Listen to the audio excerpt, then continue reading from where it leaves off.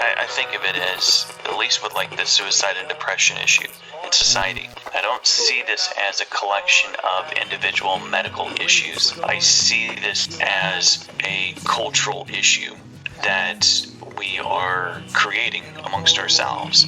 We're creating an environment with each other and the way we interact with each other. The content we put out, the stuff we put out in media, all of those things are part of that equation. If that is the equation, then the natural outcome will be this certain level of depression and suicides. If we want to lower that number, we can't just approach it by just awareness.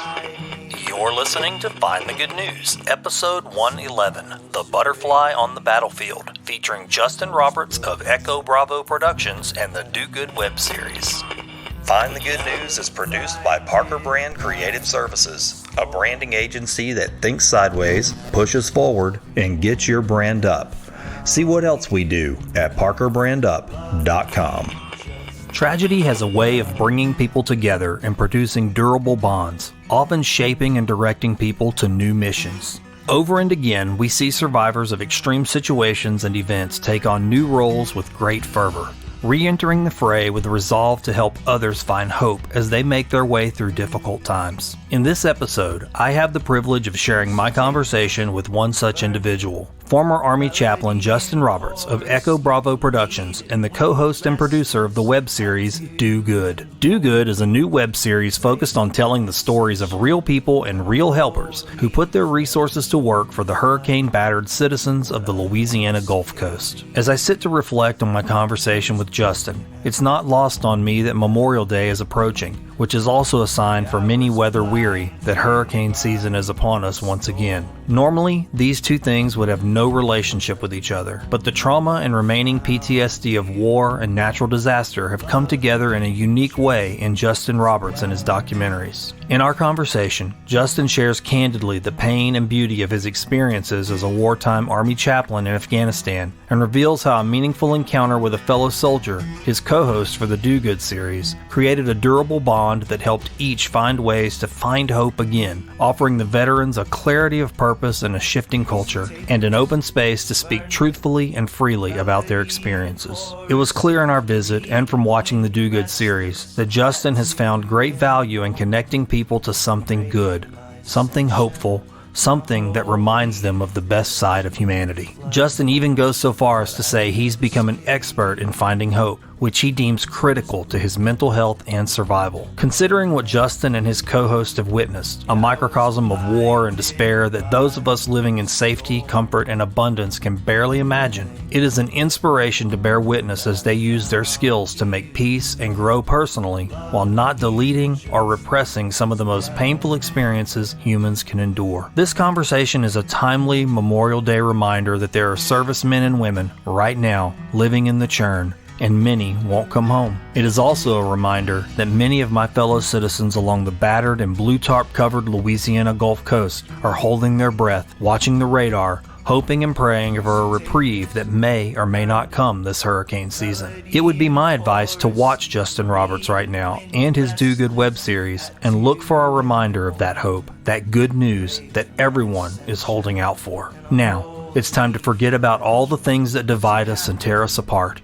and pay attention to people that, in spite of burdens, pains, and odds, turn their attention to helping others. Then press play on a little good news. Wake up, it's morning.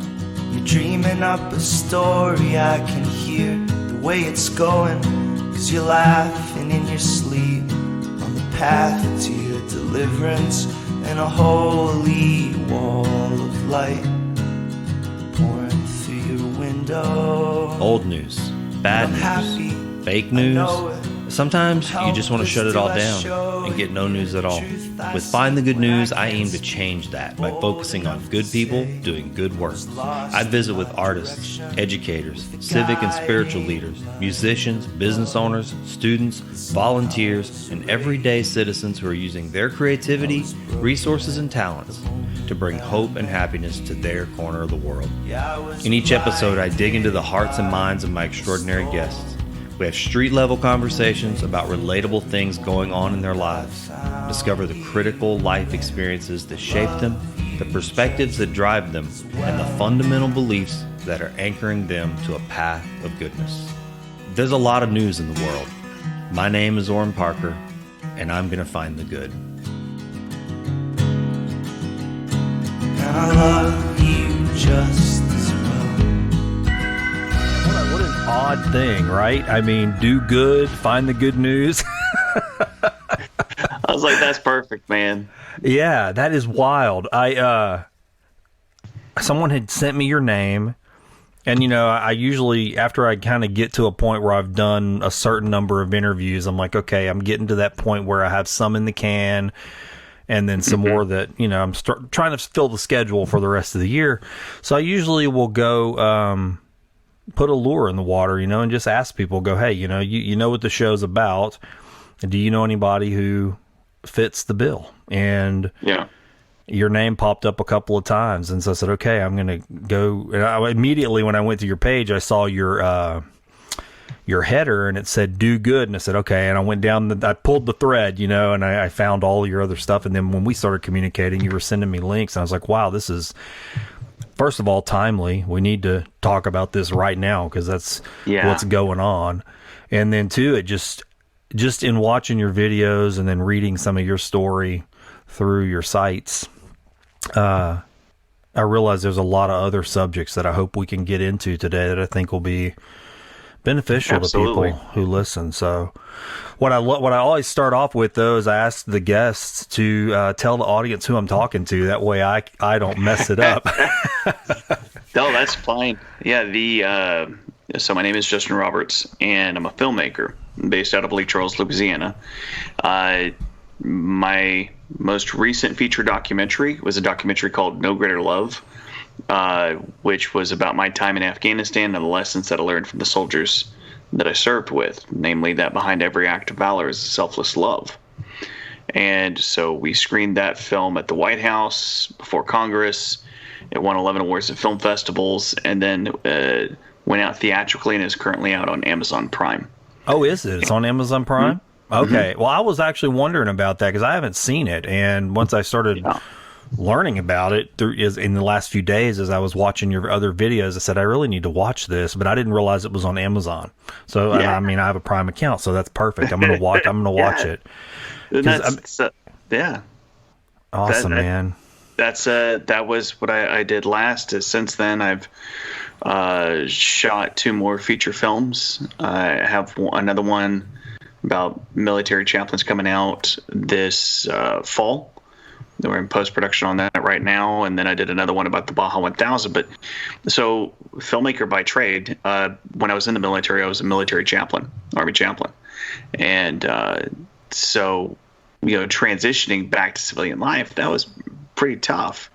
I was working on the film projects, but still, like, so much stuff to process. Right. And, like when I was in Afghanistan, we had a lot of casualties, 17 killed in action and 200 Purple Hearts out of an 800-man unit. So it was a lot of combat operations that was going on, a lot of loss, a lot of hurt. And so when I got back, I was struggling with depression and PTSD. I wound up becoming friends with a guy, Hank Barb, who's a former combat medic and my co-host on Do Good, and lead singer for the rock band Three Beards. Yeah. And we were both doing a veteran event. I was doing the invocation. They were doing the music. And, we started doing a morning call, after we became friends, just 9 a.m. just to check up. Both of us were dealing with some of the same issues and just support. And, when we started, having this conversation, we were starting to talk about, how can he was a medic, I was a chaplain. We were designed to help people and care for people. So we started having this conversation of how can we use what we're currently doing to do those same things? And so that's when I drove down to Texas and we started talking about, how can we do this? What would it look like? And that's where the concept for Do Good came from. So that's in short who I am and what we're up to. Yeah. Yeah, man, that's I will say this is a subject that is not new to this program, but you're the first person that's been on the show who actually is a military veteran. I did have a guest a couple of years ago who's become a dear friend to me. Her husband was a military veteran, and you brought up depression and PTSD, and he ended up committing suicide. Yeah. And, that was a real hard episode, and she really advocates for resources for veterans, who have seen what you guys see. The unit that I was attached to, my first unit in 2009, was the most suicidal battalion in the military. So we had a suicide my second day on the job, another week later, then another one, and weekly suicide attempts or gesture every single week for the first 6 months. Really? So weekly? It was a weekly, yes. Wow. So every single week, either a person coming to my office saying, I want to kill myself, or somebody calling me saying, hey, so-and-so just tried to kill themselves. And so that's on the forefront of my heart. And, as somebody who, my own father attempted suicide and permanently brain damaged himself. So this has always been, a subject that I am constantly dealing with. And it's all about finding hope and figuring out your purpose and, creating an environment where people can talk. Yeah. They can share. They don't feel like they're going to get insulted for saying, hey, I'm struggling with this. Yeah. And so it comes down to shifting culture and creating that. Yeah. So, man, all about that. Everything you just said. Yeah. I mean, this is, you don't ever know what's going to happen when you start having conversations with a broad scope of people. But what I've learned over the last 2 years is that there are these threads that keep coming up. And it makes me realize that these are the afflictions in our society, in our world, because they come up time and again. And suicide and trauma are two that just come up over and over and over again. And it's and the same thing you said, creating a space where it's not stigmatized, and people coming out and just talking openly and in a healthy way and freely. Just that is the beginning of getting into some of that heart space where they can heal. There's I was reading this article about the different perceptions of societal issues between Eastern culture and Western culture. And in Western culture, we think of it as an individual medical problem, and like, that person committed suicide. I wonder what was wrong with them. Right. Whereas in the East, it's what's wrong with us. Yes, collectively. That we allowed such a thing to happen. And I was like, that's closer to the truth. When it comes to these types of issues, it's not like that person is disconnected from society, family, and friends. They're a part of this overall equation. And so when we were dealing with the suicides in the unit, we actually had to, shift the way we were going about it at first. At first, suicide awareness, campaigns was basically you put them in front of a PowerPoint presentation, tell them not to kill themselves. Right. You're informing them not to kill themselves. It does nothing. It doesn't shift the dial. Actually, there's an increase during Suicide Awareness Week. Really? I didn't know that. Yeah. Wow. The two suicides that we had at the front were during Suicide Awareness Week. Wow. And so I was like, well, that's not helpful. That's not fixing it. And so what we did to shift those suicides was we stopped the PowerPoint presentations. No more PowerPoint. We sat down at groups. We took off our rank and we started having a conversation about, what are we, if we're willing to run through bullets to help each other, what are we willing to do here and now to help each other? And long story short, I'll be fire hydrant on this one. We did that program, conversational brotherhood. We did that program. We deployed. We had a very traumatic deployment. 17 killed in action and 200 Purple Hearts out of an 800-man unit. So it was a lot of firefights. The expectation was, since we were suicidal on the front end and we had a lot of combat, we were going to be more suicidal on the back end. But instead, we had 0 suicides and a 70% reduction in suicidal ideations. And it wasn't because they just had a good-looking, smart chaplain. It was because, honestly, they started checking in with each other. The culture had shifted. They were having the conversations. They were supporting each other. They were fixing the problem, not me. And it was that brotherhood and friendship and just creating that type of environment where they could talk that fixed it. And so how do we bring that home in the midst of our own growing suicide epidemic? The veteran population has 20 plus per day, and the civilian population is upticking as well. This is a cultural problem, and I think that's why I was really interested in trying to create a platform for positive stories. And at first, the idea was focusing on veteran issues so we can start addressing that problem. But I was like, you know what? Whenever the disaster hit, let's open this wide.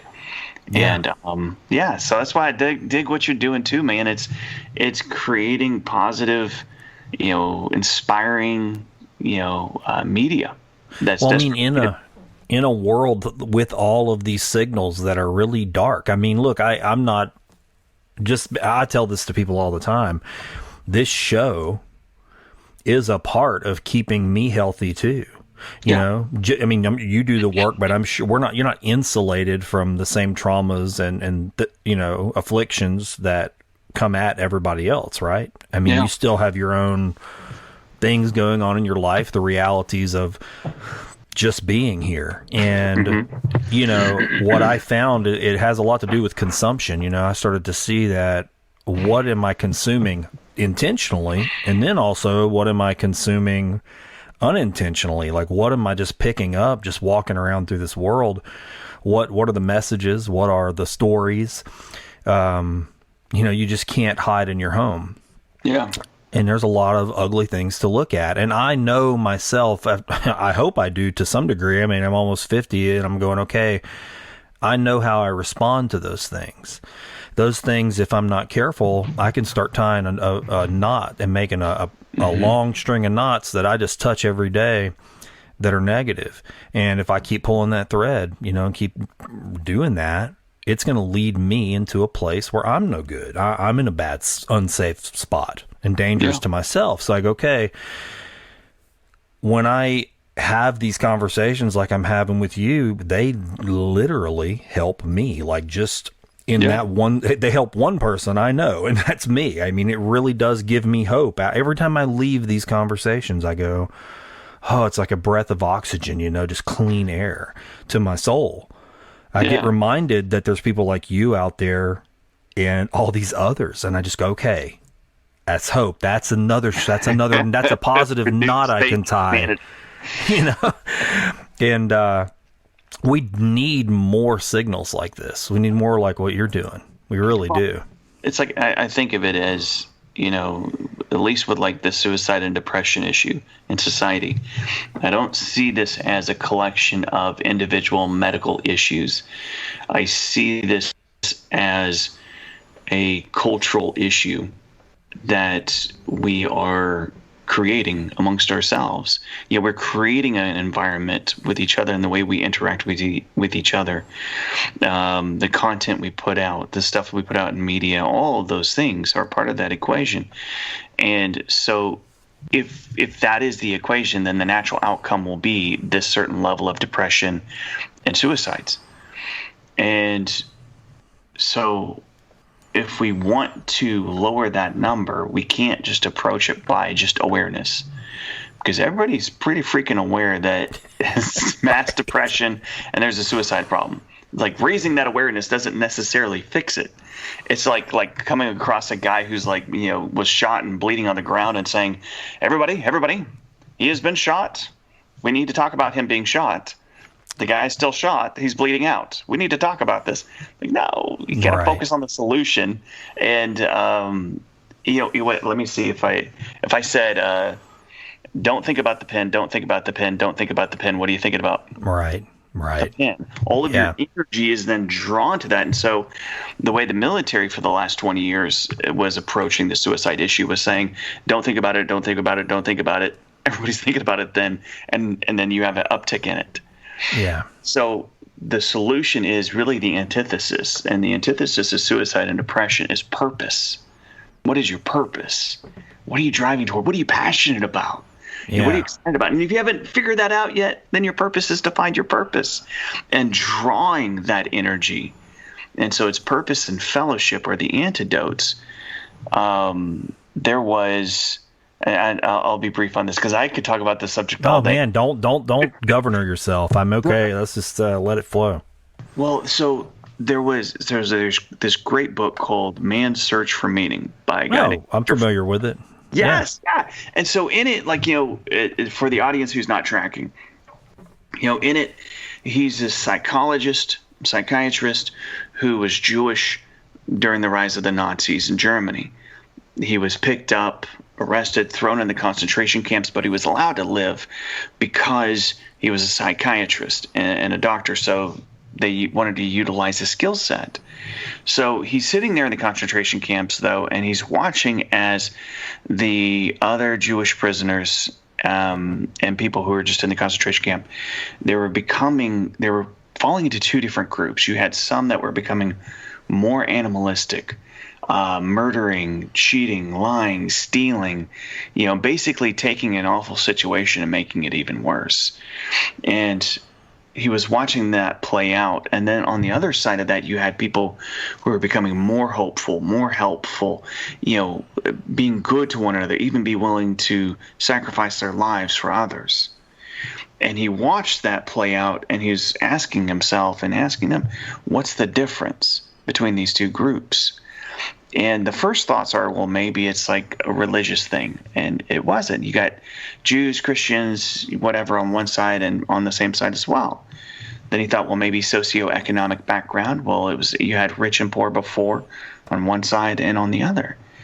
And the only thing that he saw that made the difference was the group that was becoming more animalistic could never define what their purpose was, what they were striving for, what they were trying to survive for, whereas the other side could always identify what that thing is. Yeah. Sometimes it was a higher power. Sometimes it was, I need to go find my mom. I need to reconnect with family. I need to go and paint this great painting or do this great thing.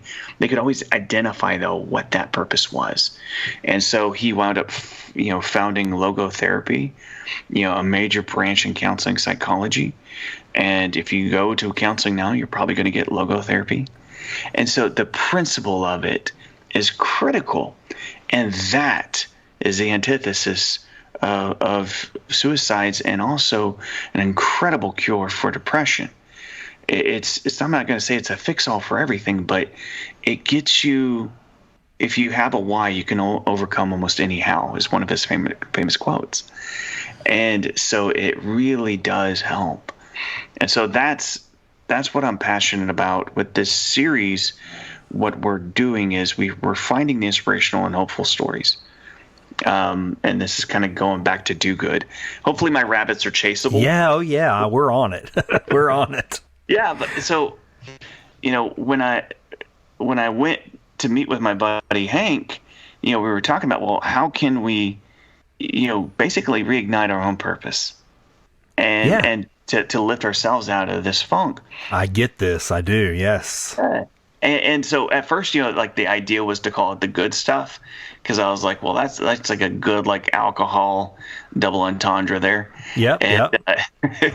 But then it's like somebody else was already doing the good stuff on YouTube, and my wife came up with the idea of just calling it Do Good.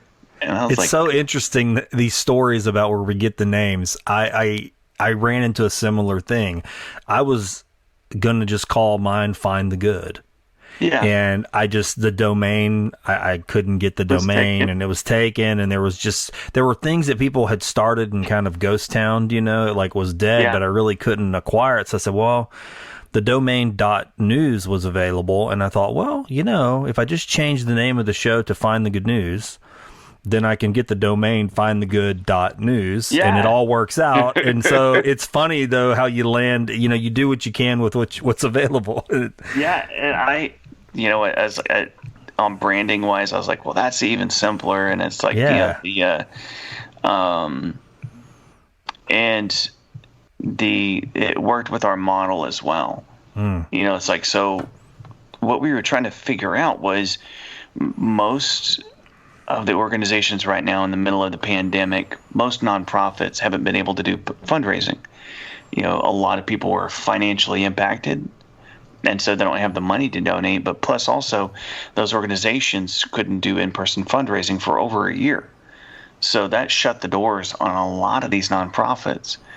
And, the ones that wound up responding to Hurricane Laura and Hurricane Delta and the natural disasters, a lot of those were running on fumes as is. Mm-hmm. Showing up to try to still help people, but they don't have the money. Right. And so we were like, well, what can we do? The plan that we came up with, and at the time when we came up with the idea, we were focused on veteran organizations. The plan that we came up with is that we will donate the monetization of views, the money that the YouTube videos make, to the charity. So that way, just by watching and sharing, the audience can still make a difference for those organizations. And so we had the name, we came up with a plan. We knew that we wanted to do it in the near future. And the next day, that's when I found out that Hurricane Laura was headed to Lake Charles. Man, timing, right? I was like, oh, man, I'm not ready, but let's do it. Yeah. And so I traveled down. I got the wife and kids, out of the city. And, the storm hit. And when I came back, the next day we were filming, and we decided to focus in on, the disaster first as our first season. And so we've got 2 episodes done so far, and I'm in the middle of great, by the way. Thank you. Yeah. It's I think it's interesting when you point a camera or, put a spotlight on just good people. Yeah. It usually kind of tells itself. Does. And so that's how we got started with Do Good, and that's why we're doing it. We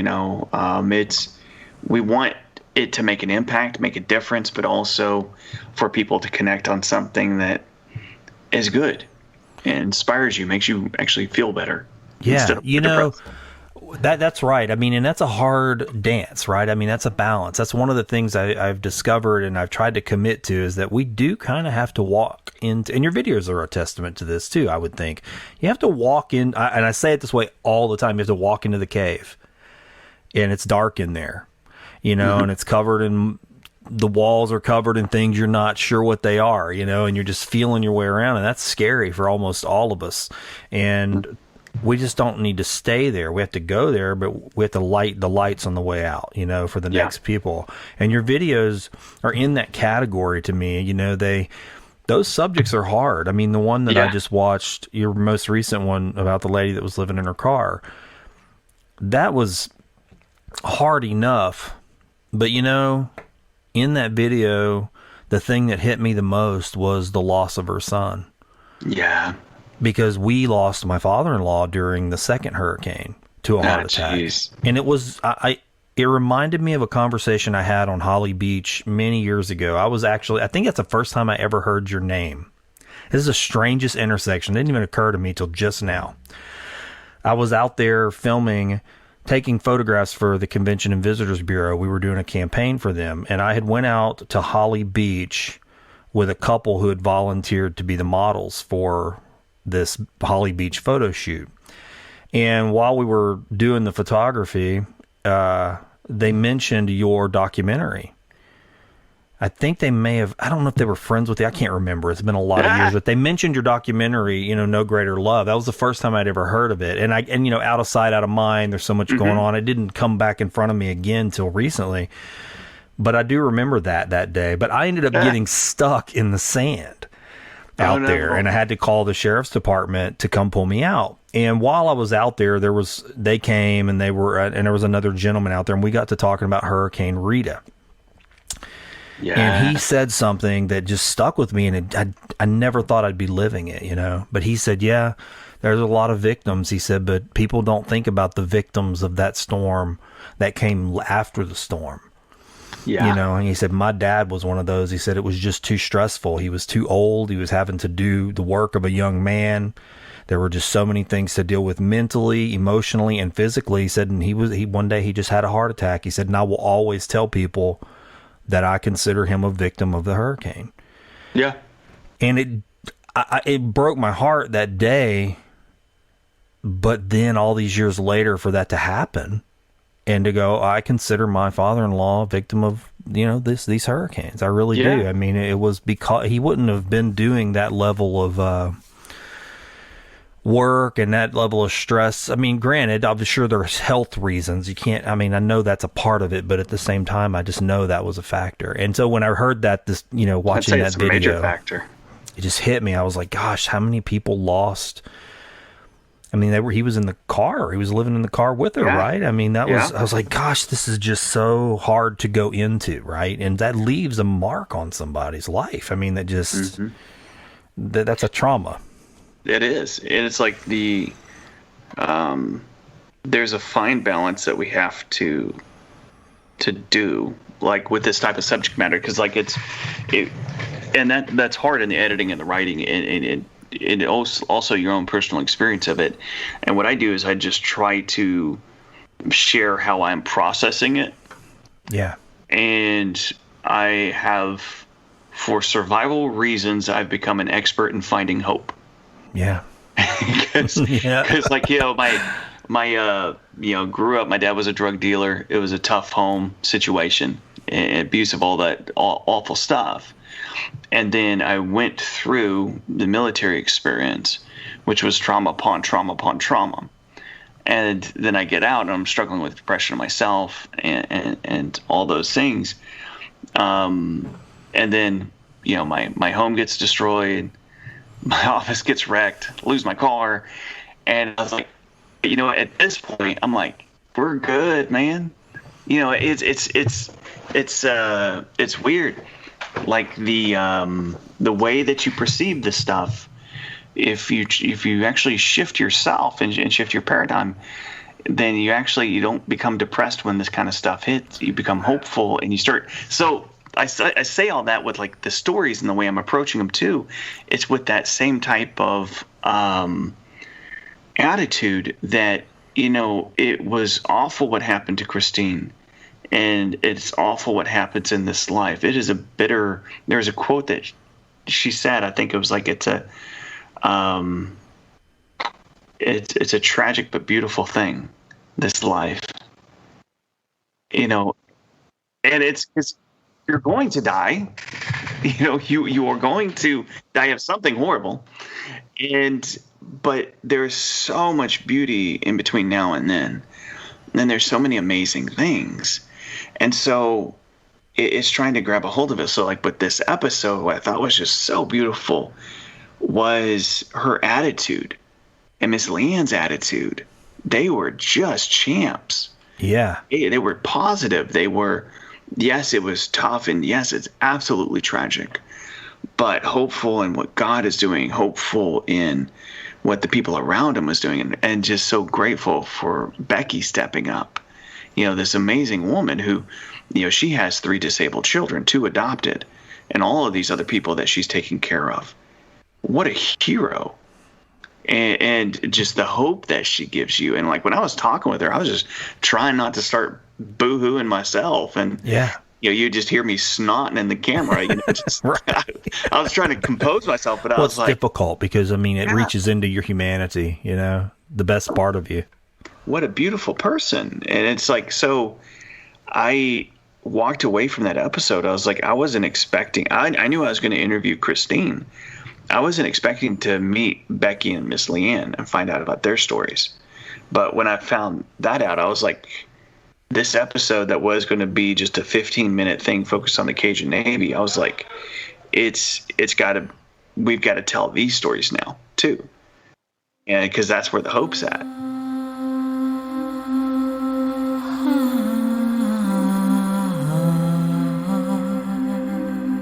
Longtime Find the Good News listeners know that we often meander into topics on spirit, mysticism, religion, and wisdom traditions. If you are interested in these topics, I encourage you to seek out my new podcast, The Dawn Deacon with Brother Orrin. On the Dawn Deacon podcast, I consider my small place in the whole of creation, asking the old questions that have perplexed human beings for ages. Why are we here? Is there a reason for our existence? How do we balm our sufferings, enlighten our minds, and awaken our hearts? Are there powers, energies, and realities just beyond our ability to comprehend them? On the Dawn Deacon podcast, I share the teachings, practices, and perspectives I have gathered as I've made my varied, sacred, ordinary way. I hope you'll join me at the Dawn Deacon podcast so that we can traverse this landscape together. Just search The Dawn Deacon with Brother Orrin in your favorite podcast app or search engine, then subscribe.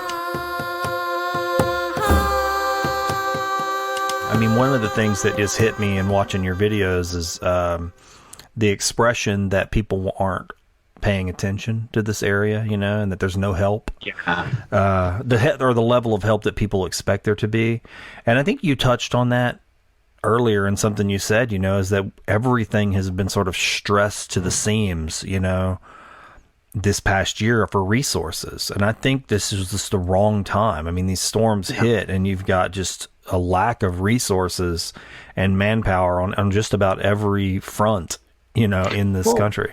And I think, though, too, it was in the middle of a contentious election.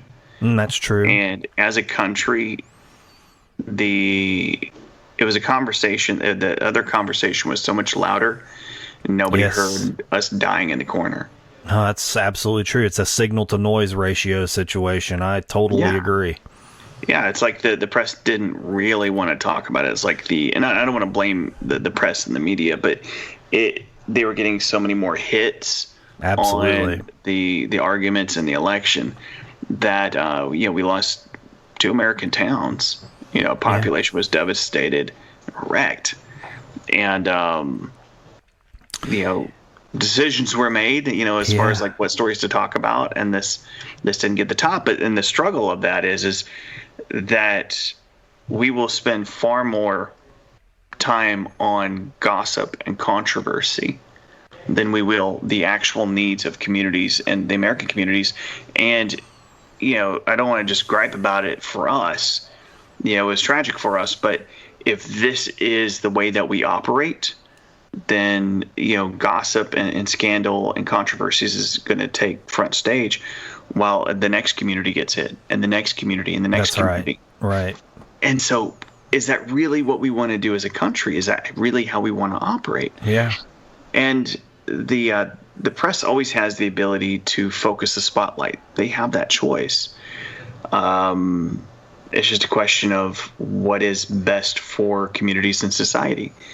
You know, Trump could have said something about his hair, and the press was going to give that story. Right. And airtime over. Yep. Yeah. And you still see that. I mean, nothing's changed. I mean, it's the truth. I think that on a very small scale, I experienced that even with this experiment, with this show.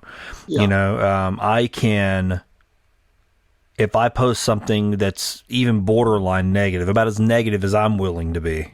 Yeah. Maybe I would call it negative helpful. And that would probably be the best way. Like something that it's like, hey, this is ugly. We need to look at it. It's not gossip, but it's ugly. An environmental issue, something like that I care about. And I go, hey, you don't know about this. You need to see it just so you're aware. Yeah. Well, if I post something like that, I can get interactions all day long. It'll create conversation. There's comments, there's likes, there's opinions, but it's actually fruitful to some degree. But I have a harder time getting that kind of traction on these positive conversations.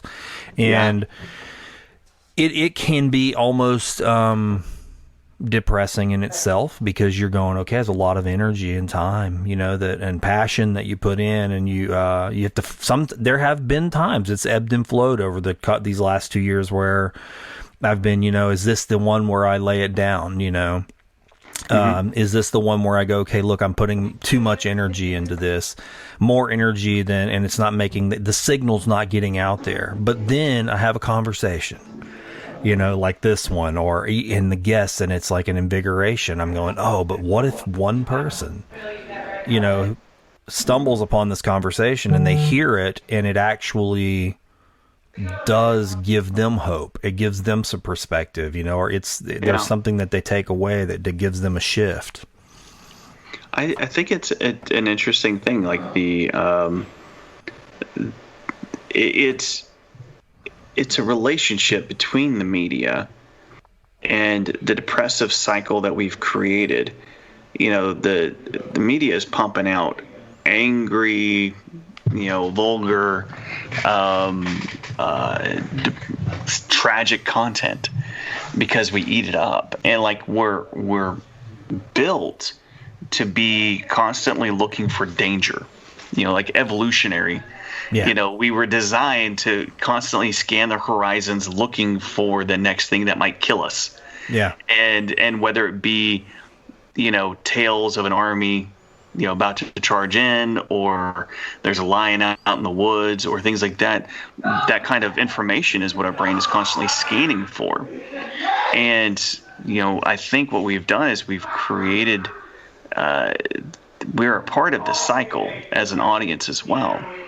And right. The problem is like we're constantly sucking up gossip and tragic, just, material, the depressive material that it does create, a perception of the world, which isn't the reality. Most things aren't as bad as we make them out to be. And people are on average really good, and they want to do good. Yeah, I do believe that. That's the one thing that I do, no matter how my pendulum swings in that department, I can always remember that people, I really do believe, genuinely are good. That does not mean that I haven't lost trust sometimes in people. Yeah. Because I do, because I want people to show. I want them to show me, remind me that this isn't a fiction that I just believe in. But but I find that regardless of the bad that I do see, I when I do encounter good people, I'm always amazed. I mean, even like this conversation and hearing what you've done, I think that's why I love nature so much. I really do. I mean, and this is a little short story, but I told you we lost my father-in-law, and before the storms, he had bought us a hibiscus tree, and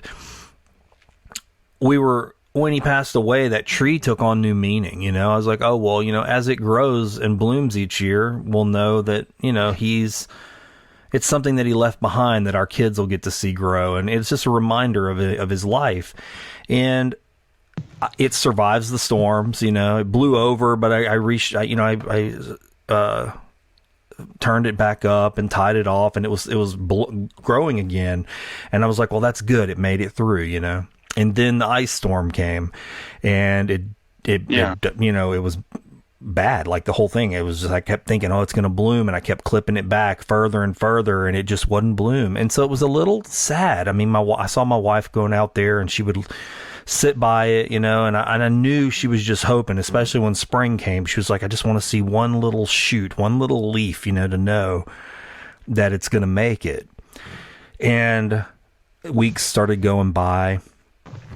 No growth. I had clipped it off down to the ground, and I was like, at this point, it's probably not going to make it.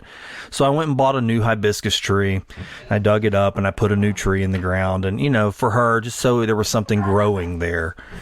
And I dug the old one up and put it in a pot. And so I don't ever throw things just away. I kind of keep the clippings and stuff in a pile. And so I was looking through the pile the other day, and as I was picking that up to kind of get the old soil off of it, I noticed one little green shoot coming off of the one that I dug up. And I was like, oh my goodness. So it is going to be okay. And I saved it and put it in a new pot with some fresh soil. And I showed her, I was like, it's just one little green leaf coming off the side. But it gets into what you're talking about, for me, nature in that regard. It's like, don't give up. Even though you can't see it. Even though it looks like it's done and dead and damaged, sometimes out of sight, there are processes happening that we just really don't see. You know, and when we move on, we could move on from those things and go, oh well, that's a dead issue. It's done. Don't look at it. Don't save it. Don't hope. Get something new. Move on. But I think hope is like that little leaf. It's like, yeah, but just be patient, because change is happening all the time. It's like the processes of things. It's built in. The other day, I heard someone say, things are beautiful because they don't last. And I was like, that's the hard truth to accept. It's a hard thing to accept, that sometimes things are beautiful because they're temporary. Yeah, I wish I could hug my kids forever. Like, ever so often that thought hits me whenever I'm hugging them. I'm like, Yeah. someday I'm going to have a last hug. Someday, I won't see them again. Someday. And I was like, oh, man, that is so depressing. But this moment is beautiful. And I can't live in this, that other reality because, I'll miss this one. Yeah. And I'll miss this moment. And so my thinking is like, it really is like the issue I think that we're experiencing as a society, isn't Republican versus Democrat, liberals versus conservatives, all of that kind of stuff. I think it's just a simple, I think the real conflict is between those who are fighting for good, who are wanting unity, who are wanting hope, versus cynicism. Yeah. Who are, working towards good versus selfishness. Mm-hmm. And I think that's the real conflict that goes on. And it's an eternal conflict. It's always going on, throughout human history. And so I don't think anything that we're experiencing is anything new or more dire than past scenarios or situations. It's just that constant struggle that's going on. But the dynamics have changed as far as technology. We are able to press out stories faster. And so I think, what we're mutually working on, it is very similar. And it's, trying to spread out more hope and good. And it's desperately needed right now. It really is. It's medicine. It's medicine. I mean, it is. It's a result, too. That's something. I have a personal podcast that doesn't have guests. It's just me kind of sharing some thoughts. And one of the things as I was walking and thinking about this and all my personal trauma, I was thinking about trauma responses, and how there are so many negative trauma responses. I mean, we each have them. I mean, to some degree, there's something that's going to trigger us and we may not even know why. Some trauma that has occurred to us, and then we respond in a negative way.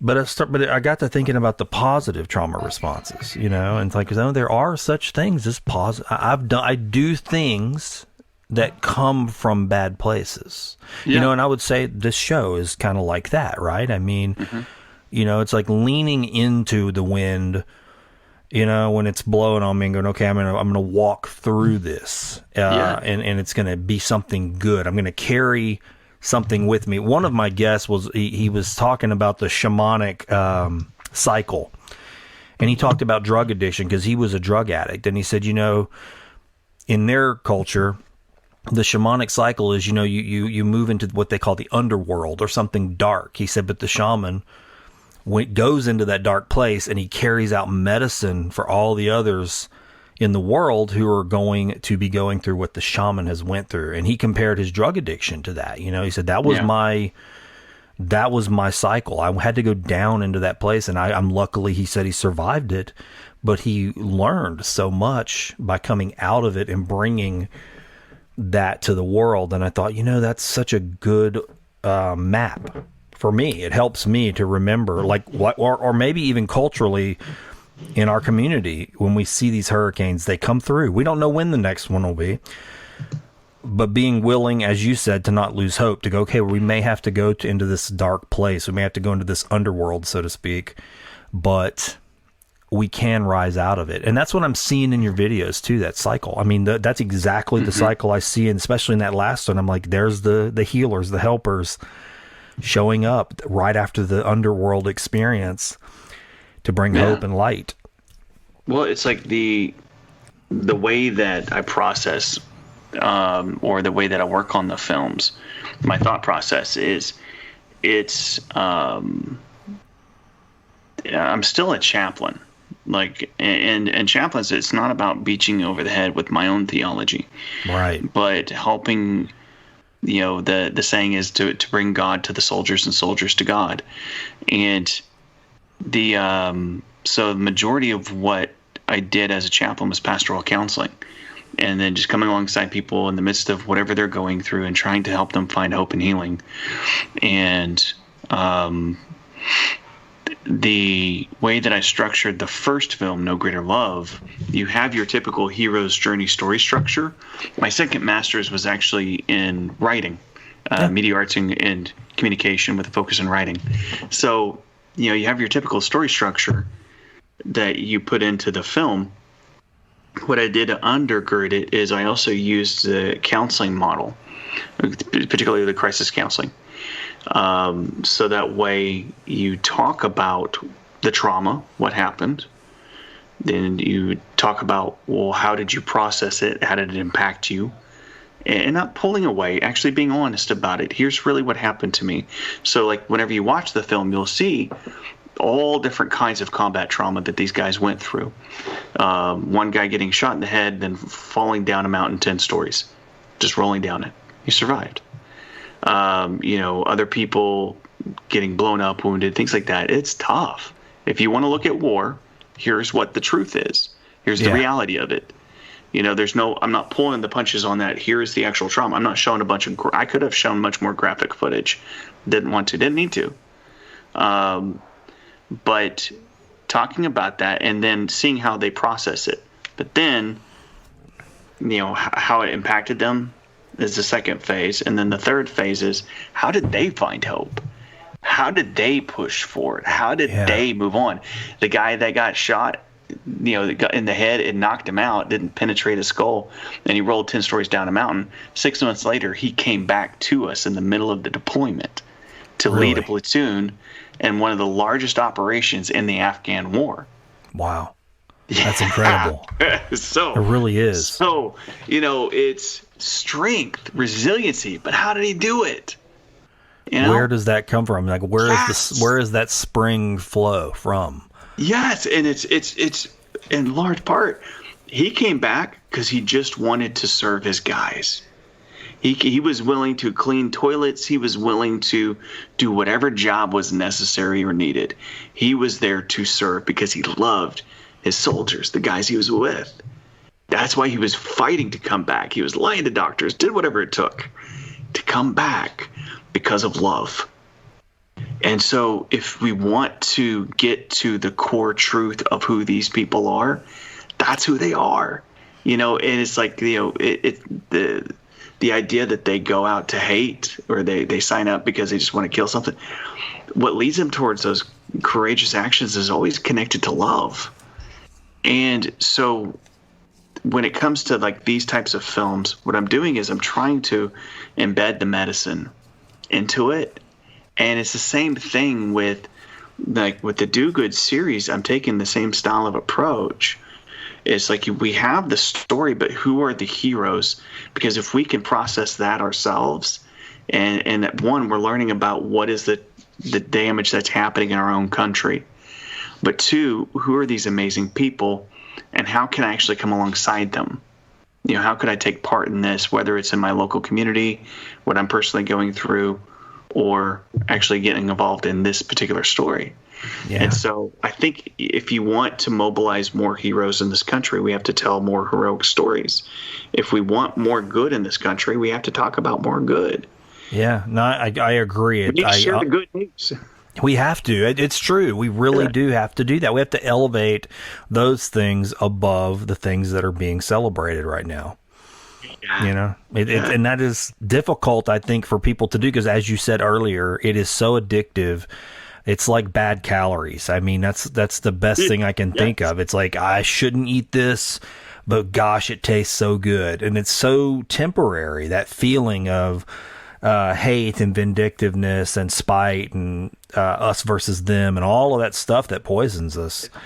It feels great to be, and it's very tribal.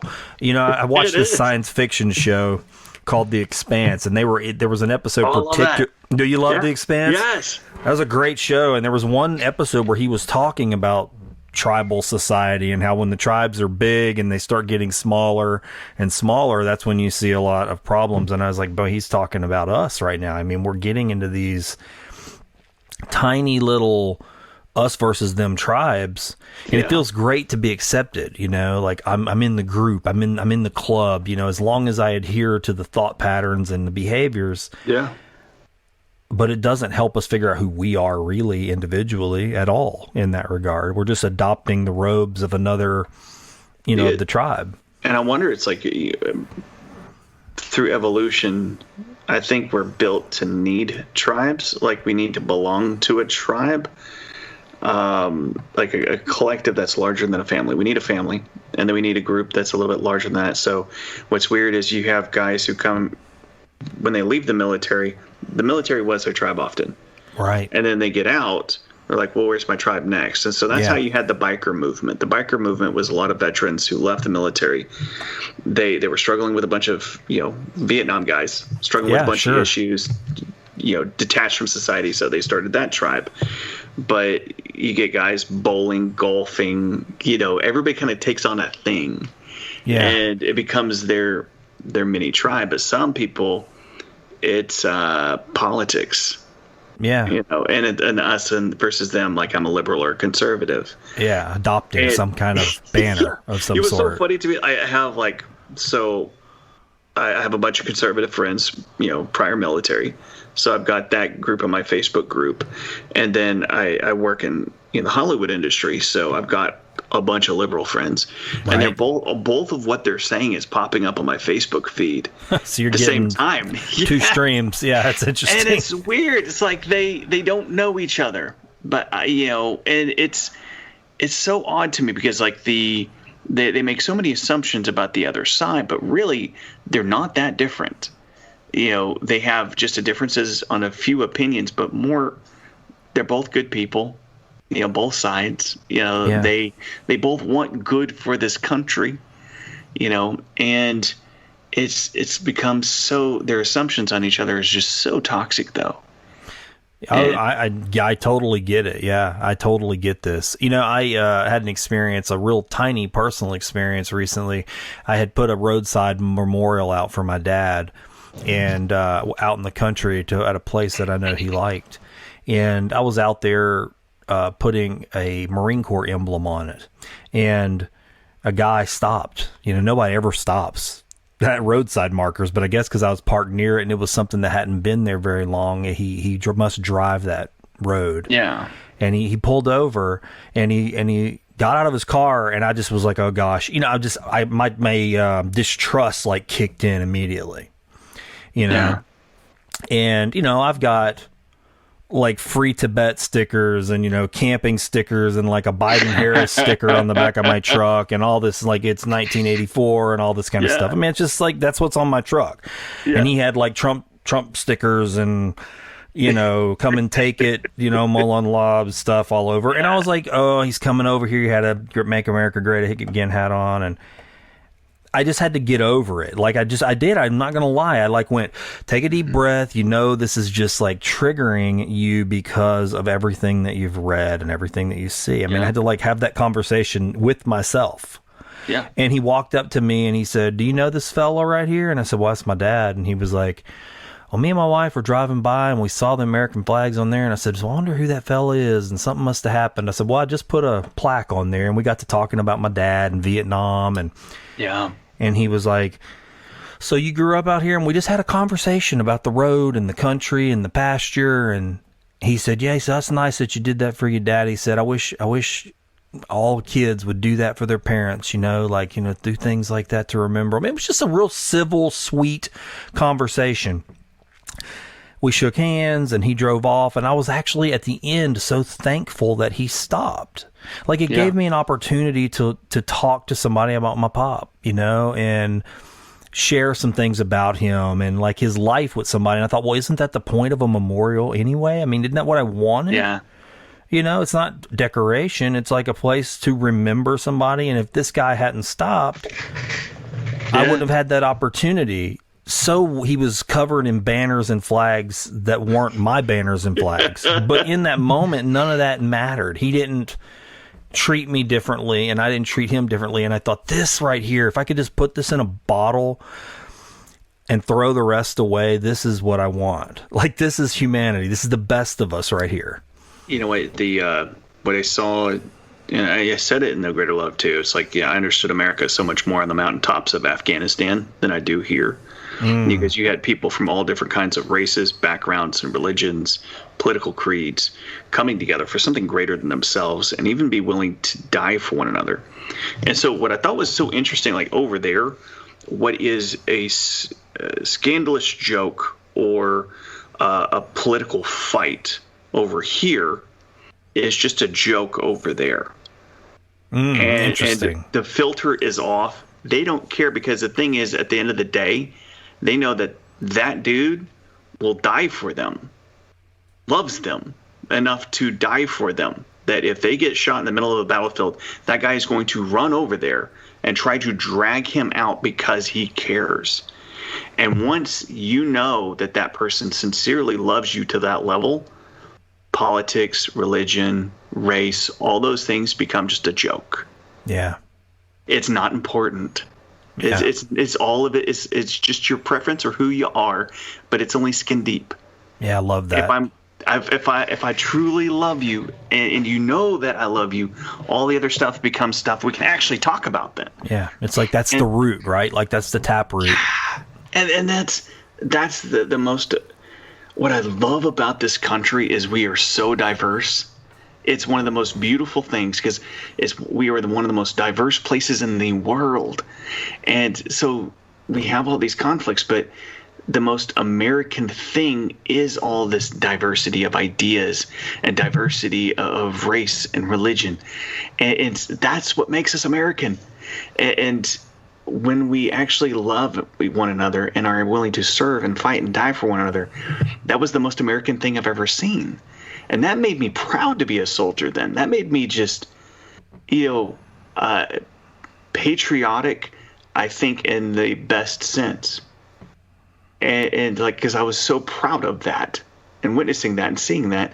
And then you come back here and it's just god awful. I have heard this from so many soldiers. Bring it home. Yeah. It's like, so many soldiers have a hard time, and I'm sure you've experienced this too. I mean, I can't speak from that experience, but friends that I've talked to who have been deployed and then they come back and have to get into the world and get a regular job. Some of them just want to go back. To that. Yeah. Who want to live in that kind of state? Like, and it's like, I felt the same way. It's like, the only thing was like, if I could have my wife with me, but her not be in danger, then I'd be completely happy. Yeah. But isn't that interesting? Taliban wouldn't allow that. Yeah. I mean, you see that in with prisoners sometimes too. I read an article recently by a prisoner he had been in prison a very long time, but he had been in it so long that he'd had some serious critical shifts within him. I mean, he was a incredible writer, incredible thinker. His heart had completely changed. And I mean, I love reading his writings. Mm-hmm. But when he writes about trying to fit in the world, he said, I just don't belong anymore. I mean, out here, I don't understand it. Out here, there's no brotherhood and there's no camaraderie. He said, even though in prison is misery, and all these terrible things, he said, but there's just something lacking out here that I did have in there. So he's kind of caught as this sort of shadow person. And it is that he said, I'm almost not real out here. Yeah. Oh man, that's hard. And it's like that's what a lot of veterans, I think, experience too. It's like you're a part of a tribe of people who love and care for you and are willing to fight and die for you. And then you come here and you don't have that. Or it's hard to find. It's hard to build. Mm-hmm. Whereas over there, you're given with a group of people and you're immediately put and surrounded by some very, very dangerous challenges. Yeah. So you're immediately bonded. Whereas, here it is the biggest struggle that I had, like entering into Hollywood and working on No Greater Love, was this. I came in with a mindset of, we're here to do this mission and for a good cause, you know, and for a right reason. And it's Hollywood's not that way. It's like I came in like completely culture shocked, because it is the complete antithesis of it. It is, I am here for myself, dog eat dog, but plus also, soldiers are very honest. It's a very honest type culture. They'll tell you straight up they don't like you in wonderful ways.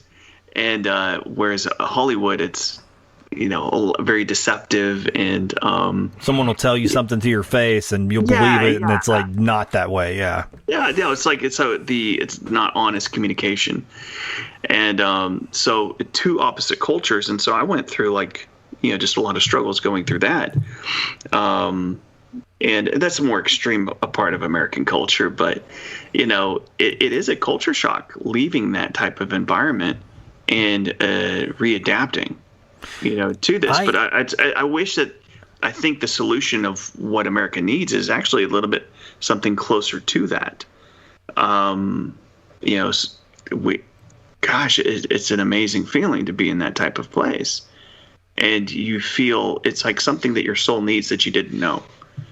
Yeah, I can see that. I mean, I've felt that many times. I've tried to integrate into smaller groups that I thought that they maybe fulfilled a certain aspect of something I was longing for, but I guess I'm more concerned, as you said, with that taproot, with love. And when I would see barriers to that, I tend to not do well in the tribe because I see it get exclusive. Yeah. I'm not a real big fan of things being exclusive. I think, that to me, as you described America as being beautiful for its diversity, I like that as well. I want to make my arms bigger, not smaller, to wrap my arms around that. My father was a Vietnam veteran too, and I grew up with a veteran father, and I think other men and girls too, women too, have probably had this experience where they carried that war with them their whole life, and it's sort of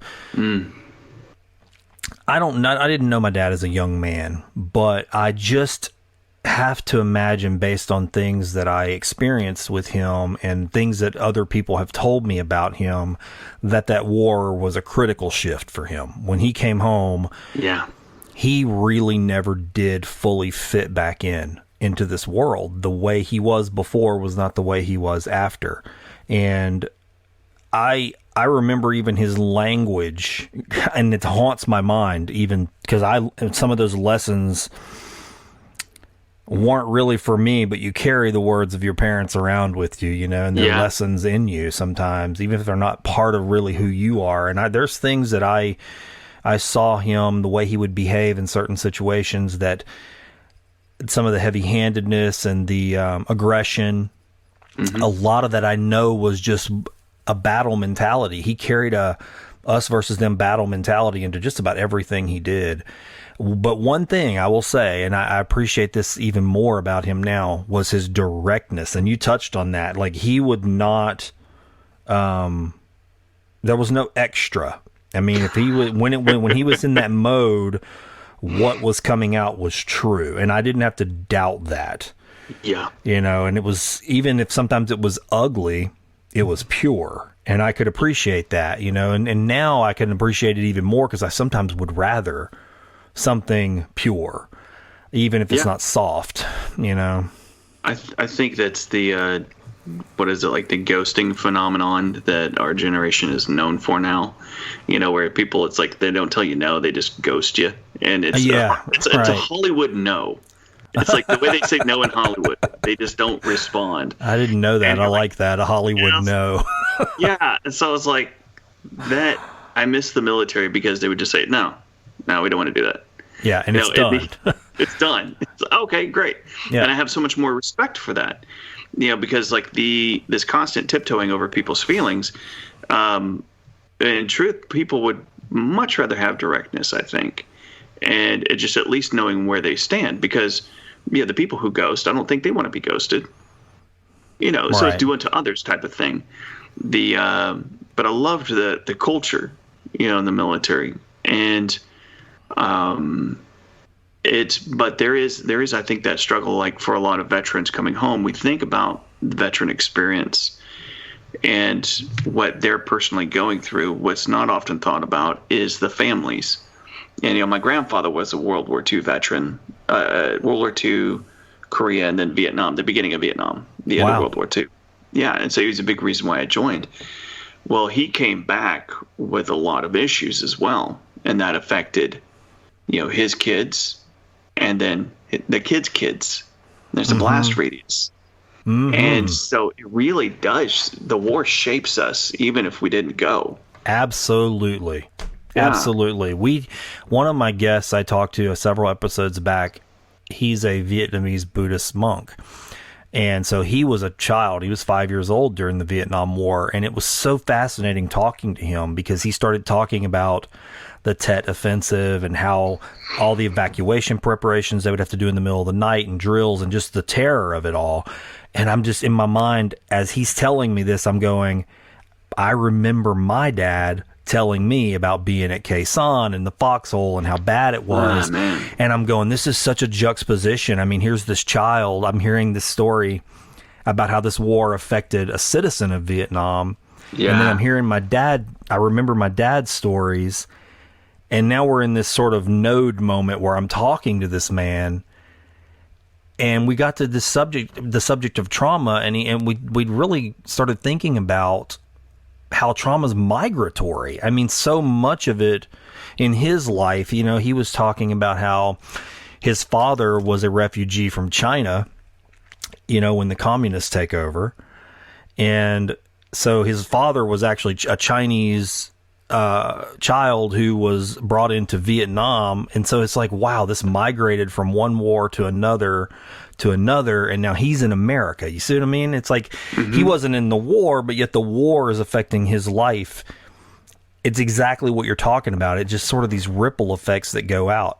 I actually think my dad probably, as he got older, probably knew that he had two different versions of himself. He would talk in a way like it was like he had a great pride in being a Marine, and a great patriotism in that regard. But then at the same time, it almost seemed to get tempered with a lot of remorse and regret for war in general. It was just sort of it was like he loved what he had learned and became, but at the same time he hated it that he even had to be that in the first place. It was just this strange, I don't even know if that's the right way to say it. It is. And it's like I was actually talking about the same thing like with my wife last night. I mean, it's like this, you know, you have these young men who are called to war. I mean, so many of them want to experience combat. Like right now, like the guys entering our military, they want to deploy. They want to go see it. They want to go experience it. And after they've experienced it, they might walk with a little bit more pride. They might, you know, that box is somehow checked. But then the consequences of that experience hit. Yeah. And what had to be done. And then you start, when the enemy goes from being a Taliban fighter to a father, a son, a brother, a person, and you start going through that revelation, then it's not just a badass thing to do. It's, oh yeah, I took him out. Like, no, you killed the guy. And it's like and you might have done what you had to do, but there's still a consequence. And processing all of that, it's just heavy. And so there's this weird relationship we have to war, but at the same time missing wanting to go back. It's so weird. The camaraderie and the love of and also the experience. I mean, there's nothing. I haven't experienced the high greater than combat. You know, it is exhilarating. It is fun until somebody gets hurt. It is just thrilling. Your heart races in an incredible way, and you can't find. That's why you have so many veterans coming home, you know, doing more and more dangerous things. You know, the typical stories of veterans getting motorcycles when they get home and then getting into wreck because they were chasing that high, you know, trying to drive faster and faster, trying to hit that feeling. And I experienced it too. I mean, because I was going out on 1 to 2 operations a week and with the guys. And so getting shot at regularly, you know, going through that, and you get that ampedness, you know, that you experience. But it's also, I was never more present than when I was in combat. You know, normally my mind is racing to the future and to the past all the time. And when I was in there was this one beautiful moment. We had to run across it. We were looking for the enemy in the middle of a cornfield. And that was kind of scary because it's not going to be shooting from a distance. You're just going to be coming upon them, and they'll be there in the middle of a cornfield. So, I was like, well, this is bad. We searched for them, did not find them, but then they started ambushing us from a mountaintop. And so we re-engaged and called for fire, did all this, the usual stuff, had an RPG land next to me on the other side of a rock, and about just like 7-8 feet away, blast kind of rained down on me. Wow. And so then we kept moving, kept fighting. Eventually we had to run across a creek, so I ran across the creek. Bullets are flying, and the bullets sound like a kid's toy when they pass by your ears, like a zip, zip, zip. Mm-hmm. And so I knew, it was like, oh man, they have us in the sight line.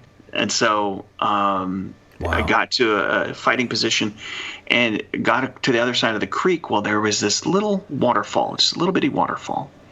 And there's bombs and bullets flying everywhere. And I look over past my assistant. Chaplains have chaplain assistants. Past my assistant, there was some butterflies flying near that little waterfall. Wow. And I was like, in this moment, all this craziness, I felt so still. I felt so at peace and so present. I was 100% fully there with the butterflies. It sounds kind of feminine. No, I'm with you. I feel you. I was just like, and I was so taken by the reality that those butterflies and that waterfall existed in that environment, in that moment at the same time, and they didn't stop flying. I was so taken aback by that they were still flying. Mm-hmm. And it's so hard to explain. I don't know. I'm with you. I'm actually, you can probably tell by my whole body language just shifted, like I'm drawn into this, because to me, I'm fascinated that's the allure of it. It's like that it got that to that state though. Like that, there's so many. This is something I talk about a lot. That's that oneness. That separate. I mean, it almost seems like you were entering into that space of oneness in that moment where time is sort of obsolete. There's no future or past. You're just there with the thing, to where it almost like you sort of begin to end, even like you're with the thing. Yes, I am fascinated that war and that brought that to you. I recorded it, and I was like, when I rewatched it, I was like, I thought I recorded it for so much longer. Really? Because the moment for me was so long, and in my mind's eye, I experienced it differently than I actually had experienced it. That's but when I came back to the COP, which is like an outpost, it was called COP Fortress. It was an old Afghan fortress made with mud walls, and it looked like a little castle even. Really? And I got onto one of the walls, and the rain had washed over the valley. Beautiful valley, mountainous, beautiful valley. And the rain had passed over. It was such a fun day. Nobody got hurt. And all this craziness happened.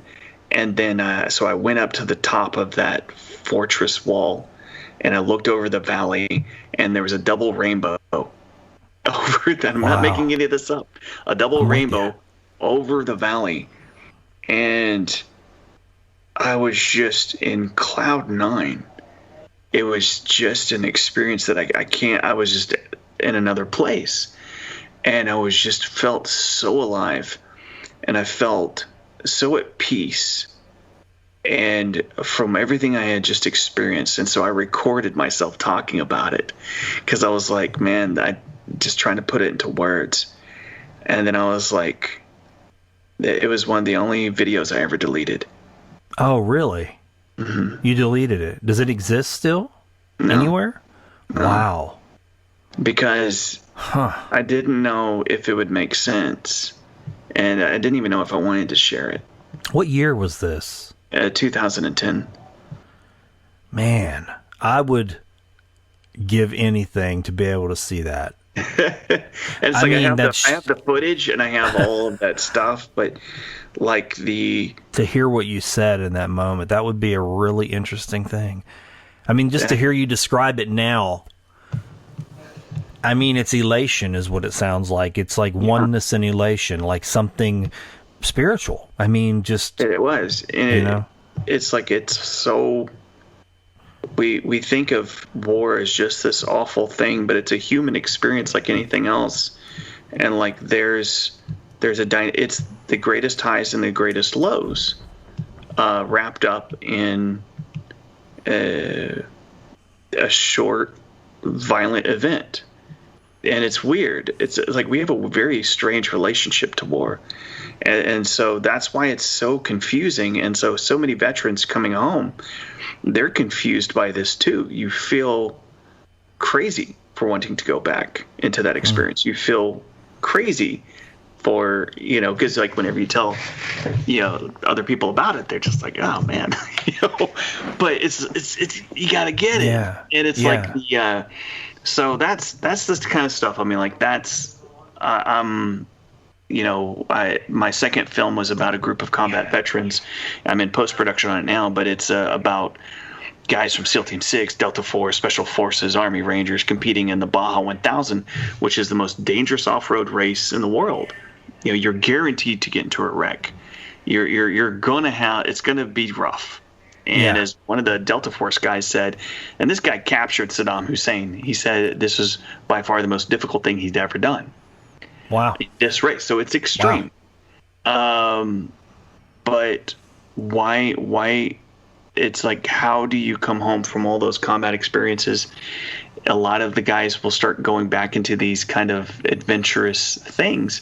And for me, that's what I need too. It's like trying to recapture some of that experience, but also that brotherhood, that fellowship, that getting back into that is amazing. So I did that film. And then recently we're starting to work on our season 2 episodes. I'm talking with a friend about skydiving. Oh, really? And he was actually with me in Afghanistan. He was a medic. That is how he has found kind of that reconnection to that elation. And so I'm on a journey to try to figure out how to get back to that valley, I think. Man, part of this is for me. Listening to you describe all of that, my imagination is just painting all of this, and it sounds like a mind palace. I mean, I don't know if you've ever, but it sounds like a mind palace in a place that that's inside of you now, that you can probably go to if you want to, and be there. And that's kind of a beautiful thing. I have something I've called the cabin for many years, and I've talked about it on the show before, but it is like my mind palace. And I didn't realize it until years ago that I had been building it for a long time. And so once I realized I'd been building it, I started putting little doors inside of it. And when I open those doors, they lead to other places. And, your cornfield, valley, waterfall, that whole butterfly scenario sounds like one of those places. Like you could go there and just, get into that space, because I mean, that sounds beautiful. I mean, it is tragic in a way that it came from that moment, but I get it. Like I understand this because I'm kind of an emergency-minded individual, and my wife has said this for years. She said, like, when there's crisis, you like get calm and clean, and you know what to do. And I said, I don't think about the future or the past. I just what's happening right now, what's in front of me, and I seem to like it actually calms me down. I don't feel wrecked and stressed. Yes, but people could be freaking out around me, and I don't know why that is. I think it has something to do with my father. I really do. I think he probably. It's some of that, but so I kind of, on some small scale, I understand what you're describing. It's like something about surviving or a survival mode triggers that inside a clean moment. I don't know what it is though. I don't know how that. It's like, and I'm going to circle around it further. I mean, it's like it's something I keep kind of going back to.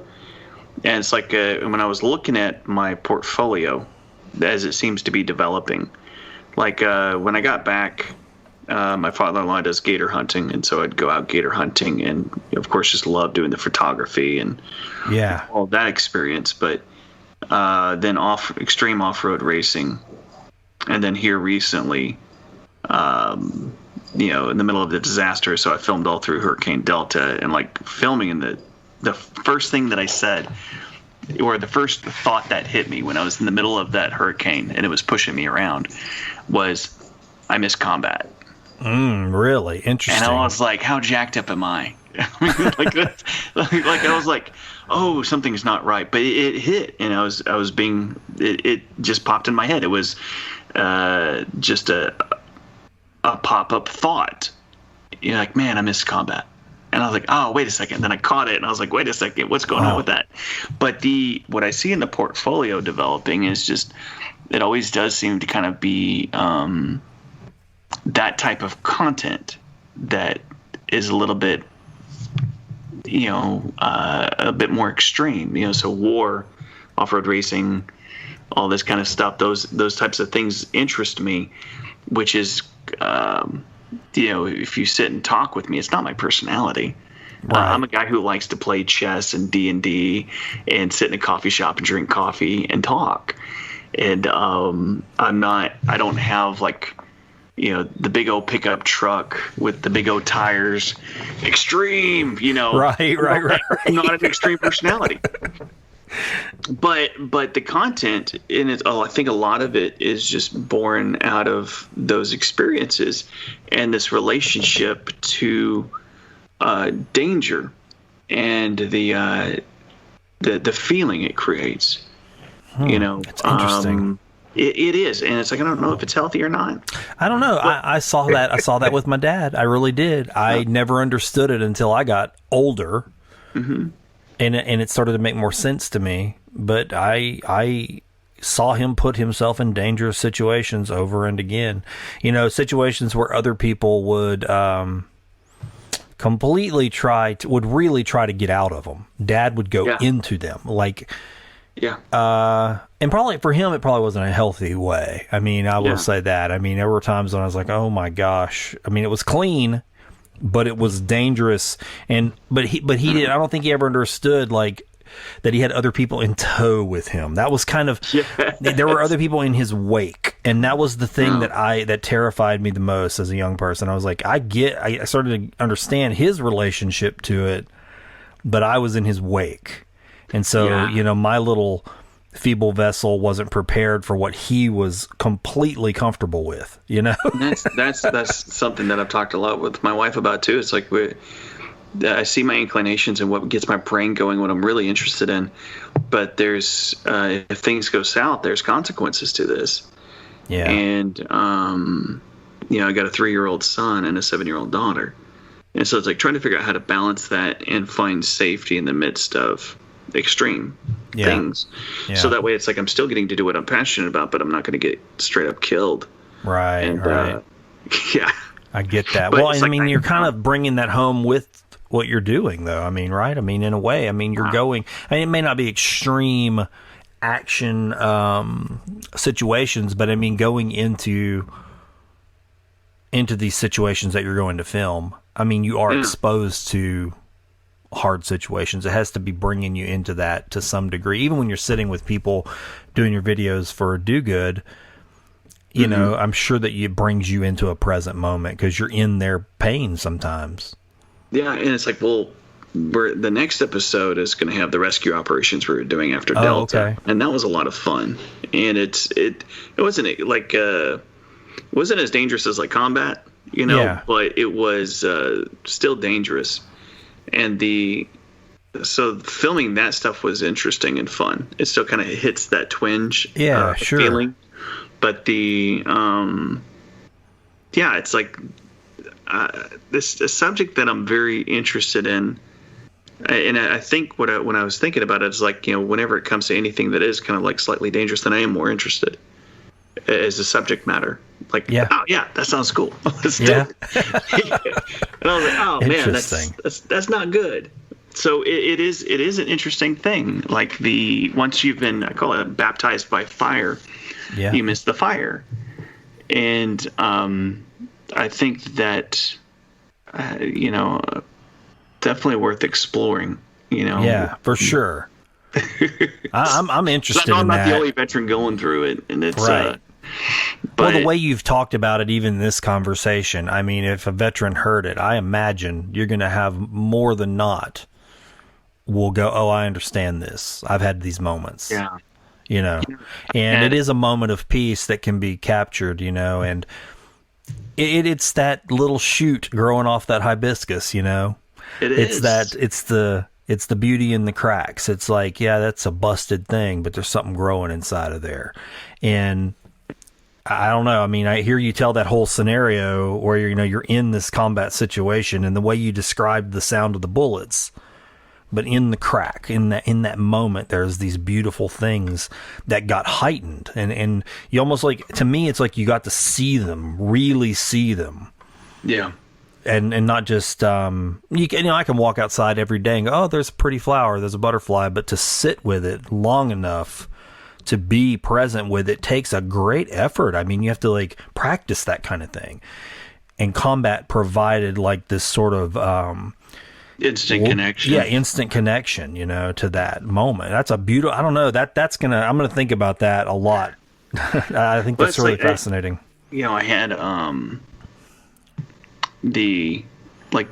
this relationship with veterans in danger. I mean, like I know journalists go through it, and I was friends with this guy named James Foley. He actually was co-located with me over at Cop Monte when we were in Afghanistan, and both of us were filming combat.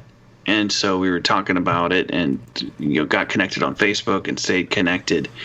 So just over time, I'd shoot him messages, and we started talking about trying to do a TV show together with Discovery Channel. Basically going on the combat operations, filming it, putting the shows together, and then releasing it, because we both just loved telling those types of stories. And then he wound up getting captured in Libya while covering stories, but escaped. And so I checked back in with him, and it's like we weren't like super close friends. We weren't like checking in every single day or anything. Yeah, but you had a just, relationship. Hey, how are things going? Oh, he got kidnapped. Whoa. Yeah. How you doing now? And then he wound up getting picked up later in Syria, by ISIS, and he was one of the first people to be beheaded. Wow, man! And oh my gosh, that's... the footage that they used, the photo that they used, was a photo that I took of him when I was in Afghanistan. Wow. And so when I saw that, I was actually stationed in Germany at the time. I was on a retreat, and I threw up, and I was just crying, just so brokenhearted. And it really got me thinking about, he kept rolling the dice on this, and we talk about that in the soldiers as well. In the military, it's like you keep going for these operations and going for the operations every time. You're rolling the dice, and you never know when it's going to come up. But if you keep rolling the dice, eventually it's going to come up. It's going to, and it hits with your friends, it hits with the people around you. Eventually it's going to be you. And I know that, and I relate with this, is there's no judgment on him, but he kept rolling the dice because of that chip, because of that thing, that chasing that feeling. And it's so sad, because he really legitimately was just a kind-hearted, really good guy, and wouldn't hurt anybody, didn't want to hurt anybody, wasn't doing anything bad, just trying to tell the truth. Yeah. But it's like you dance around this danger, and eventually you come up short. And it's so it's just heartbreaking. But that's what's happening with a lot of our veterans. They immediately go out. Younger guys will immediately go out, get a motorcycle, find an extreme thing, and then they push it too far. And one of our guys, he actually got the second longest sniper shot in history. Really great guy. But when he got home, got a motorcycle. He was stationed in Italy at the time, and they got T-boned. And And it's like, but we have story after story that happens a lot. It's like we have to tell our guys, please don't buy a bike. Please don't. Just don't do that, because they'll push it too fast because they had spent a year feeling this danger. And so they're trying to hit that feeling, and then it just goes over. Yeah. And so it's like, even with myself, I mean, after going through those experiences and watching what's happened to friends, it's like I am conscious of it. You know, it doesn't delete the feeling and the desire. So it's so interesting that I mean, how you just never know when it's going to come. I would imagine. I'm listening to you talk about this, and I'm thinking about a friend of mine. We graduated together, and he was in Marine Corps Force Recon. And I remember when I first started getting letters from him, he was very much himself, the guy I knew, you know, in high school. And then each letter, almost like successively, just started getting. He was just changing. I mean, they were getting darker, honestly. Mm-hmm. Yeah. Now, years later, I mean, you know, this is 25 years ago, you know, and then now he's found that peace, that peaceful moment, and he lives a completely different life that's so far removed from that world. But when he talks about it, he said, you know, it's exactly what you're describing. It's like he said, I would find these moments of peace, but for him, it was like, it was so dark, I guess, the way, and he I don't want to talk about that, I guess, the details, but it was just so dark, the things that he had to be involved with, that it was too much. Like, he just couldn't, he said he couldn't even really look to those things anymore. He just can't go there. It's just so, it's like on him. Like the way he said, it's like he can't wash it off of himself, if that makes any sense. So he lives like this sort of rebounded life, almost like a completely different life now. And it's like almost like being an alcoholic, I suppose. It's the best way I can describe it. Like, he's like, I can't go there. You know, some people can go have a drink. I can't have a drink of that. Yeah. I can't entertain this action. I can't entertain these thoughts. I can't, because it was too dark. Does that make some sense? Yeah, absolutely. And it's like it's kind of a weird relationship. Like, after you leave, you've got some guys that it'll be the only thing they talk about. They everything on their vehicle is their military history. Right. It becomes they're living their life in that past chapter. Yeah. And for me, I don't want to repress it, deny it, or push it away. It's like I wanted to process it. Yeah. I wanted to process and kind of that's what No Greater Love in large part was too, is me processing what I'd been through. And so that way I can then move forward, move on. But look at it as just a chapter in a bigger book. You know, I'm not Justin Roberts, you know, former Army chaplain. That was part of what I've done. Yes. You know, but my life is moving on, and I'm Justin Roberts, filmmaker now. Yeah. And hopefully years down the road, I'll be Justin Roberts, beachgoer or something. You know? What's your totem pole of your life? I mean, you got a face carved somewhere in there, and you just keep carving them as you go. I mean, but you don't. But it's the staff, you know, that you carry. You don't look down on that and go, "Oh, that's not me. That's not a part of me." You know, it's a part of you. You know, but it's okay to keep carving new faces along the way. Peace with it. Yeah, it's like, totally so that way, it's like you can move forward with it as it not deleting that chapter or repressing it, because repressing stuff, it pops back up and it comes, and it's like and if we try to completely repress it, then it's like we're missing an opportunity, you know, for some growth. And so for me, it's like I did feel like that desire to disconnect completely. In some ways I did, I think. In some ways, like once I was done with No Greater Love, that's when the depression really hit me. Really? Mm-hmm. And so it was because what do I do now? Oh, you know, where's my life? And so, but also it's like I just needed to step away from the military stuff. And so I still have a photo book I got to get finished. I'm going to just donate it to charities. But organizing it, getting all that material, I had trouble going back to it. And it was just like, because it would spark up stuff. Yeah. But yeah, it's like that's at least has been my journey, is just trying to make peace with it. It was a chapter. It was a good chapter. It was amazing moments, amazing people that I was connected with, and then move on. move forward. So it's like, yeah.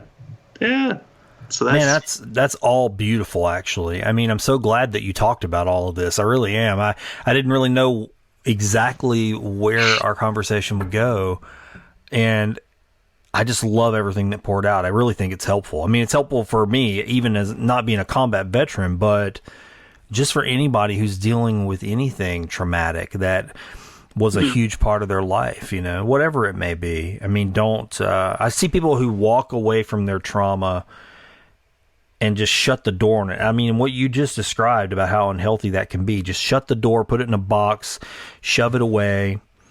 It's still in that box somewhere, shoved away. It still exists, and I think utilizing it, transmuting it, that's something I'm really a big fan of, is how do you take one thing, and the alchemy of the whole thing, how do you turn it into something else, Yeah. And that's what you're doing, Well, and it's like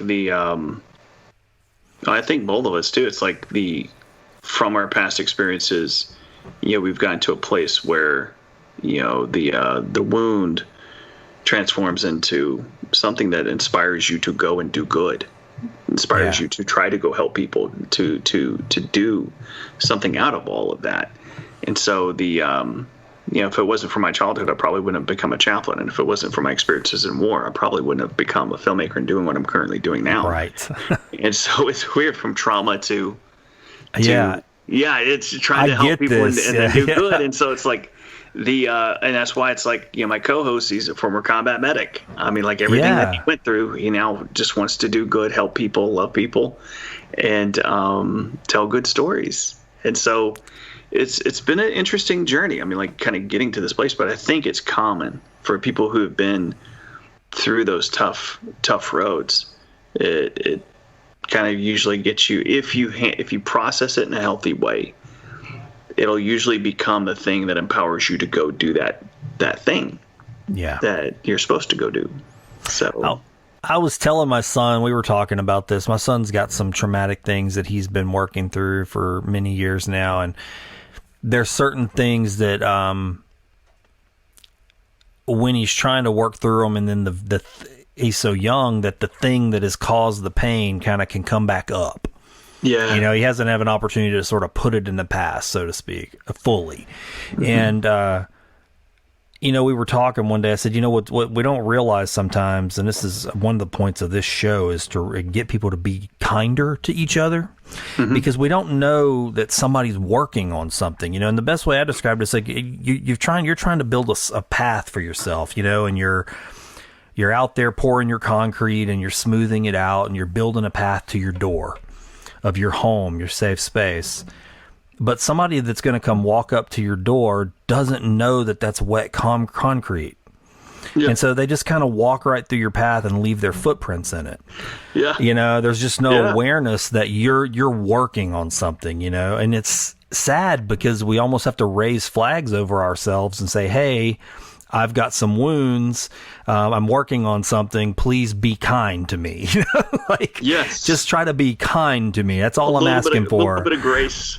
Yeah, just some. And so I think that's one of the things that concerns me, and I'm hoping to see a shift, is that we all just sort of cool out and just be a little kinder to each other, because, and in listening to your story, and I'm sure that story repeats over and again for so many people, you're smoothing your concrete. You're working on your stuff. You're still doing it. I'm still doing it. We're all doing it. Yeah. It's still kind of wet, though, So, yeah. Well, it's like I have to, like, my way of processing a thing is usually like kind of shutting down, kind of closing in, and I can come across as offstandish or antisocial.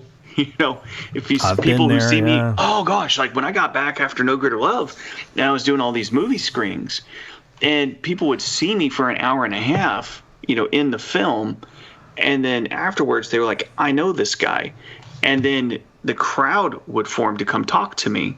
Yeah. And I'm like, whoa. It's like I'm still dealing with PTSD. Being in the middle of a crowd, I can stand in front of people and talk. But the second that I'm in the crowd and then they're coming at me is really sets me off. It just like it feels like dangerous situation. I need to back up. I need to kind of move out. And so I would get quiet. And I hope I didn't seem like I was being a jerk, but it really just kind of threw me off. And so I would try to get out of that environment as quick as I could. And sometimes I was able to kind of control it. Okay, I'm going to be super friendly. I'm grateful that they're there. Yeah, I'm just happy. But people don't know what's going on the inside. God, man. I mean, again, not a combat veteran, but I relate to that 100%. Yeah. I've talked about this on this show so many times. I, for years, suffered with like a type of social anxiety that was really debilitating. I mean, I had to work through it because I went back and analyzed my behavior, and there are people that I know think that I don't want to be around them, or that I don't like doing fun things, or that there's all these scenarios where other people are totally fine, and I just know that I am uncomfortable. Yeah. I'm willing to say that out loud now, though, and go, hey, look, that situation makes me uncomfortable. I can probably push through it, but I need you to know I'm dealing with something. Yeah. In the past, I would hide it. And so it came off as just me maneuvering, and nobody knew that I was just trying to protect myself from myself, basically. I mean, these social situations I don't know. It was like a primal fear. I mean, it would truly overwhelm me. And so I would find excuses to vacate early or not get caught up in certain situations, or I always had like a plan, or I would even sabotage my ability to go to something, because of it. And that's hard. That's hard for people to understand. So nobody knows what everybody's carrying around, and we're just going, no, come on, it'll be fun. Come meet this person, and they don't realize that you're immortal. Like, it's really triggering you. Yeah, it's like I don't want to. You know, like my wife's an extrovert, and so but she's gotten really good at just kind of accepting and knowing that we operate in two very different ways. My wife too. She knows. I have like an emotional bank account, and if I'm doing something, like if I, on a Friday night, if I'm going to a party, I'm not going to go to a party on a Saturday or Sunday. That emotional bank account's drawn. I know did it, and then to that's recharge. Yeah. It's like I get it. Put more in, and then I'll be able to do a withdrawal later. Whereas for her, that is putting money in the emotional bank account. Going to the party adds to it. See, that's so fascinating. I get this. Yeah. Golly, man, that's such an interesting intersection. I don't know where that comes from for me, but I definitely get it. I mean, I have a limit. It's like a battery, as you described, and that's kind of the way I feel about it. It's like, look, I can go. Like, I'm during the holidays, that's exactly how I am. I'm like, I can go to this, but I can't go to everything because I cannot recharge fast enough. No. I'll be completely spent. For me, like when I came back, it was worse. Really? It was just more extreme. And, I was told it's like I was more fun before I deployed. And I was like, oh, man, I'm still fun. But I'm much more serious. And, there was a personality shift. And so, but it also seemed like I had less of an emotional currency for those events, those type of social events. And so I'm working on it though. It's like I have been getting better, and I am trying to go out more, but it's always an exercise. It's always draining. I understand this. I mean, I kind of relate that to even this podcast. See, like I knew what I wanted to do, and I had a certain set of skills, and I was like, well, and I do enjoy socializing, but I enjoy intimate socialization like this versus just big groups. And so knowing those things about myself, the podcast platform seemed to fit really nicely because I wasn't being watched by a camera, and it was just a human being across from me, one person typically, and I could engage that way. I can invest my heart fully with like you or any other guest. And then I can take a break and recharge, because we can go places really deep, and I can think about them for days. To me, that is socialization. But for other people, that's not. It's parties and groups and events and mixers. And I'm like, look, it's not that I'm not fun. Maybe I'm not fun. To me, this fulfills that need. And I'm okay with that. That's just the animal I don't am, like shallow conversations either. I mean, it's like the those are a little bit harder for me to entertain, and it's not that I'm not capable of doing it. I'll do it sometimes to be polite, but I don't care. Yeah. I mean, it's like I'm old enough now where I'm just like, I don't have a whole lot of time, and you know, so I'll choose where I put my time, and so if it's going to be talking about a sport that I don't really care for, then which is most, then I'm going to do something else. I'm with you. Yeah, I'm not a football guy. I mean, like me either. Yeah, I'll entertain it for a bit, but then I'm off to go do something else. Because there's somebody smarter and better on that subject that you could probably talk to, you know. And that's right. That's absolutely right. It's like I feel the same way. I'm like, look, I'm learning to be cleaner, I guess, and tell people, look, I'm just not interested in that, and that's just, it's okay. Yeah. It's cool that it's for you. It's just not for me. I used to be very bad at that, though. I was terrible at it. I would create way more anxiety in myself than I needed, pleasing people and just going with the flow. And I just realized that's just so unhealthy for me, the way I'm wired. I don't know why I'm wired the way I'm wired, but being honest about it has been infinitely better. And most people respect it. The only time it comes up for me is in professional situations. You know, where I have to take a meeting that maybe has more people than I'm comfortable with in it. I know that that's going to trigger me, so I have to prepare a little more than I would if it was just a smaller group. It's just those kinds of things, and it's just being aware. It's like walking with a cane because you have a bum knee. You know, that's the way I feel about it. It's like, hey, we make adjustments. A good analogy. You know, it's like walking with a cane. I mean, it's like you know, it is going to be a little bit different, but you know what's weird though is I think there's more people out there like us, and there's but it's constantly the extroverts have the microphone, you know. Yeah. But what's weird is like when I'm speaking in front of a crowd, I'm just fine. Love speaking in front of a crowd, and I'm on camera a lot. Yeah. And so there's this weird relationship to it. Yeah. You know, that I am in front of crowds, I am in front of people, I'm engaging people. It's just party situations or when they're kind of coming at me, then it's just like it's a bit much. And I'm that way in lines. You know, I was in the military, I was in the Army, but it was peacetime, no combat, you know. And I know this is the strangest thing, but it's so lame compared to combat trauma, but to this day, I still can't stand a line, and I didn't have that before I was in the military. I know that. I mean, when I got home, I had line. This is the dumbest thing, but it was like line trauma. I mean, my wife, if my kids are like, hey, let's go to Burger King, I mean, they know. If I drive by, if I'm even getting close and there's like 5 cars in the line, I just won't get in the line. I'd rather just not even go. It's not that I'm impatient either. I'm super patient. There's something about standing in a line that just was left in me from the military. And you know what I mean. I mean, it's like this very morning I was standing in line for coffee, and then I saw that the line was a little bit longer than I wanted, so I was like, I'll get it later. I'm out. Yeah, that's me. I'm done. I do the same thing, and I'm not mad about it. I don't go, oh, this line's so long. I just go, I don't have to do this. No, I'm over it. I don't need the coffee. I don't need the donut, whatever it is. Yeah. I mean, I just hated waiting in line in the military. Something about the culture of hurry up and wait. I was just like, man, just the amount of waiting that I felt like I was doing. Your life is slipping away every moment.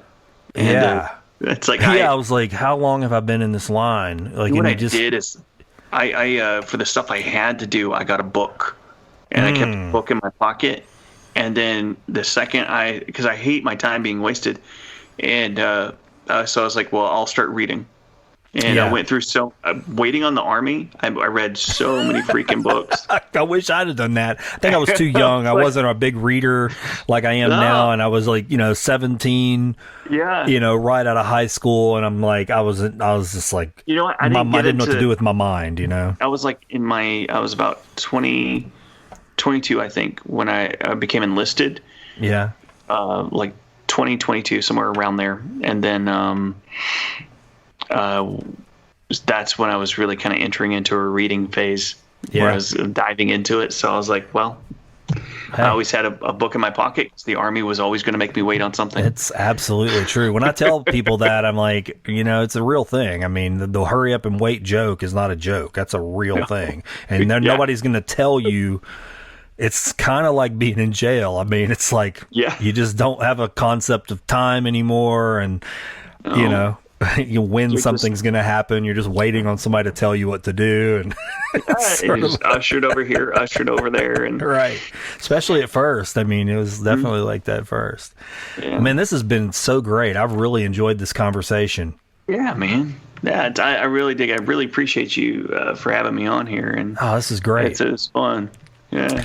I would do is one thing, and hopefully this will help you. I know you have to reach a certain amount of subscribers to monetize your channel, and y'all been pushing that. I mean, what's the amount that you're trying to hit? Oh gosh, it's like I know we need to have 1,000 subscribers on YouTube, and so we have a ways to go there. I mean, it's a brand new channel, so we just got started. So we're trying to get that up, and on Facebook, I think it's 4,000 followers. Yeah. Okay. So what we would like to do is monetize both, push the content out on both, and then same process. What we're doing is we partnered with the local United Way of Southwest Louisiana, and the funds go straight from the platform to them. Oh, that's great. So that way the money then goes out to the individuals or charities that we're supporting.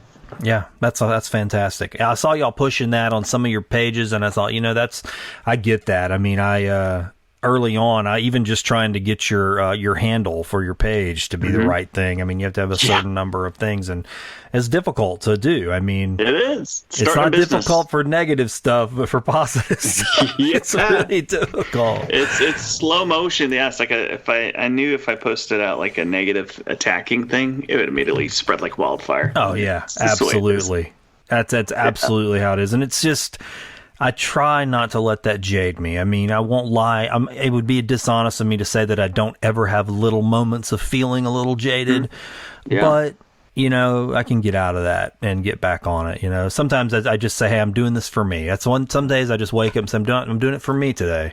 And and hopefully it's good for somebody else too, Yeah. Yeah, it's like you can entertain 1,000 people with a lie or gossip.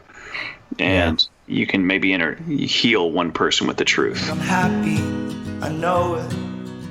Hey there, Good News listener. I hope you've enjoyed this episode as much as I've enjoyed producing it. Now, it's time for the Fishing for Goodies segment, where I turn my interviewer role over to the Good News Fish Bowl. Longtime listeners know that the Fish Bowl contains over 400 unique questions, many seeded by you, the listeners. Did you know that you could submit unique questions to the Fish Bowl? That's right. Just call the Good News Hotline at 802-459-1668 to have your question added. You can also visit findthegood.news and send me an email. Now, let's take that dive into the fishbowl.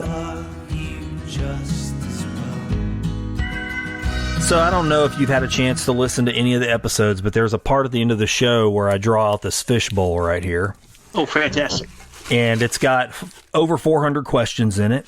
We're not going to ask 400 questions, though. I'm going to draw randomly 3 questions out of here. Every guest has done this, and I'll ask them to you. So basically, I'm no longer the interviewer. The fishbowl is the interviewer. That's fantastic. All right, so let's see what we got here. Oh, man, I grabbed a fistful of them this time. Okay, here's the first question. This is a good question. What's the first impression you want to give people? Oh, gosh, that I care. Man, that's a great answer. No hesitation. Yeah, no, it's like because I do. And it's like, what I struggle with is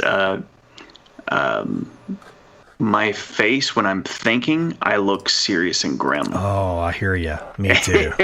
Me too. So actually, literally in college, I had twice on 2 separate occasions. I had a teacher, 2 separate teachers, stop class to ask, "Hey, is everything okay?"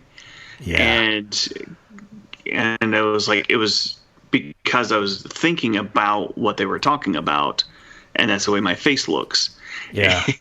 But I really do care. And I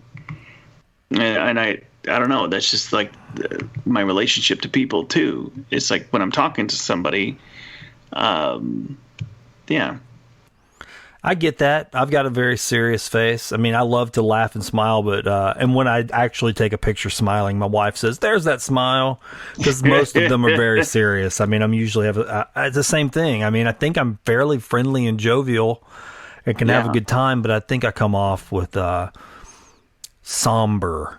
Melancholy, like I'm carrying a lot of gravity and weight in my heart, and I think sometimes my face is the indicator of that, and so I get it, man. I get it. All right, that's a good question. I love that you didn't hesitate. I mean, that was so fast. You didn't even have to think about that. Yeah. This question is actually very similar. What is a mistake people often make about you? Most often they hear that I was an Army chaplain, and then they immediately put on a lot of concepts on who I am. Really? Yeah. I mean, so it's like they immediately go, Christian pastor type of ideas. I see. Yeah. Yeah. Okay. Yeah. Presuppositions. They pre-robe you. They frock you and all that. Yeah. Yeah. Yeah. And it's like, and that's not how I am, who I am, or what I believe. You could talk to 100 different people in the Christian faith, and you're going to get 100 different concepts on theology. They all believe in Jesus, but who he was and how he was is very radically different. Yeah, that's interesting. I believe in a God of love. I believe in Jesus who accepted and loved people as his core theology, because that's actually what's in the scripture. And so what I see in the modern church, I don't necessarily always agree with, but I believe that I'm here to love God and to love people, and I'm trying my best. And all people, I'm with you. Not just some people, all people. On my truck, that's what my front license plate has on it. It just says, "Love God, love others." And I went to lunch with a buddy of mine last year before the storms, and we were walking out, and we were parked by each other, and he looked over there and he pointed at that, and he looked back and goes, "If it gets more complicated than that, we need to rethink it." And I was like, "Amen, man. I mean, that's as simple as I need it. Love God, love others. I can deal with that." Yeah. Yeah. Powerful answer, man. Good advice to anybody, in my opinion. So this last question is pretty good. I'm curious about this one. What do you think is worth waiting for? I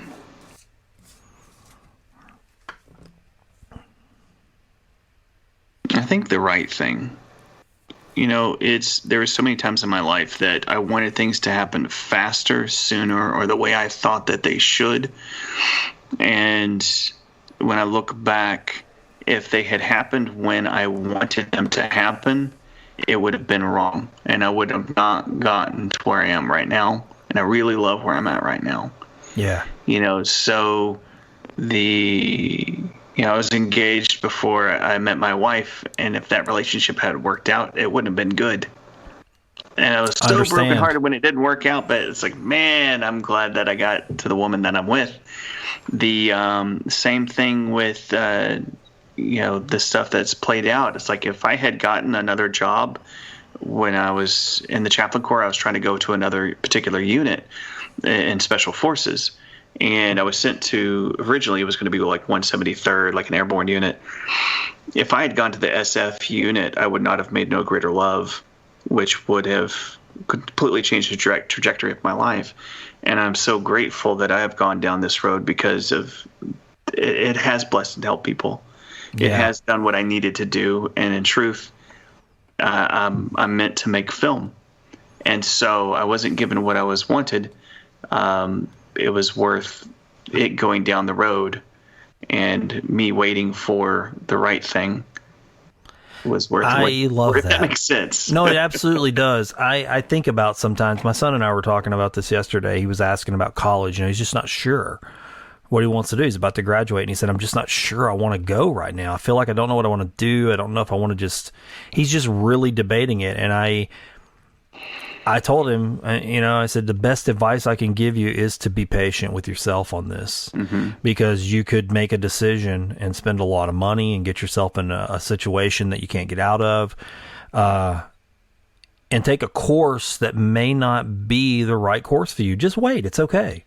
Be patient. Because I told him I was not patient. If I look at all the major deviations I made, they were impulsive and impatient. Granted, they put me right here in front of you, which I think is a blessing.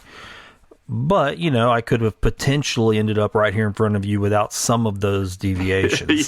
So I tell you, just be patient. It's okay to wait. It's okay to wait.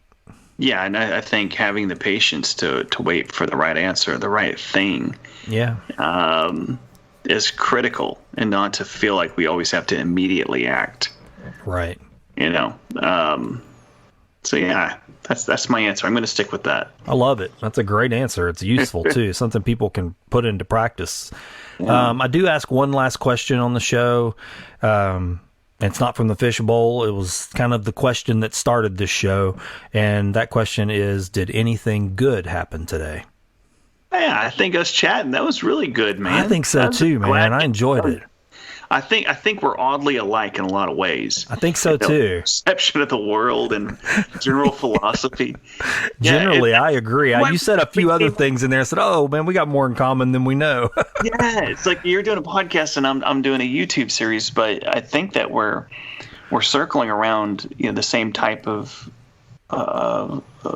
concept and intent. Yeah, the intent, exactly.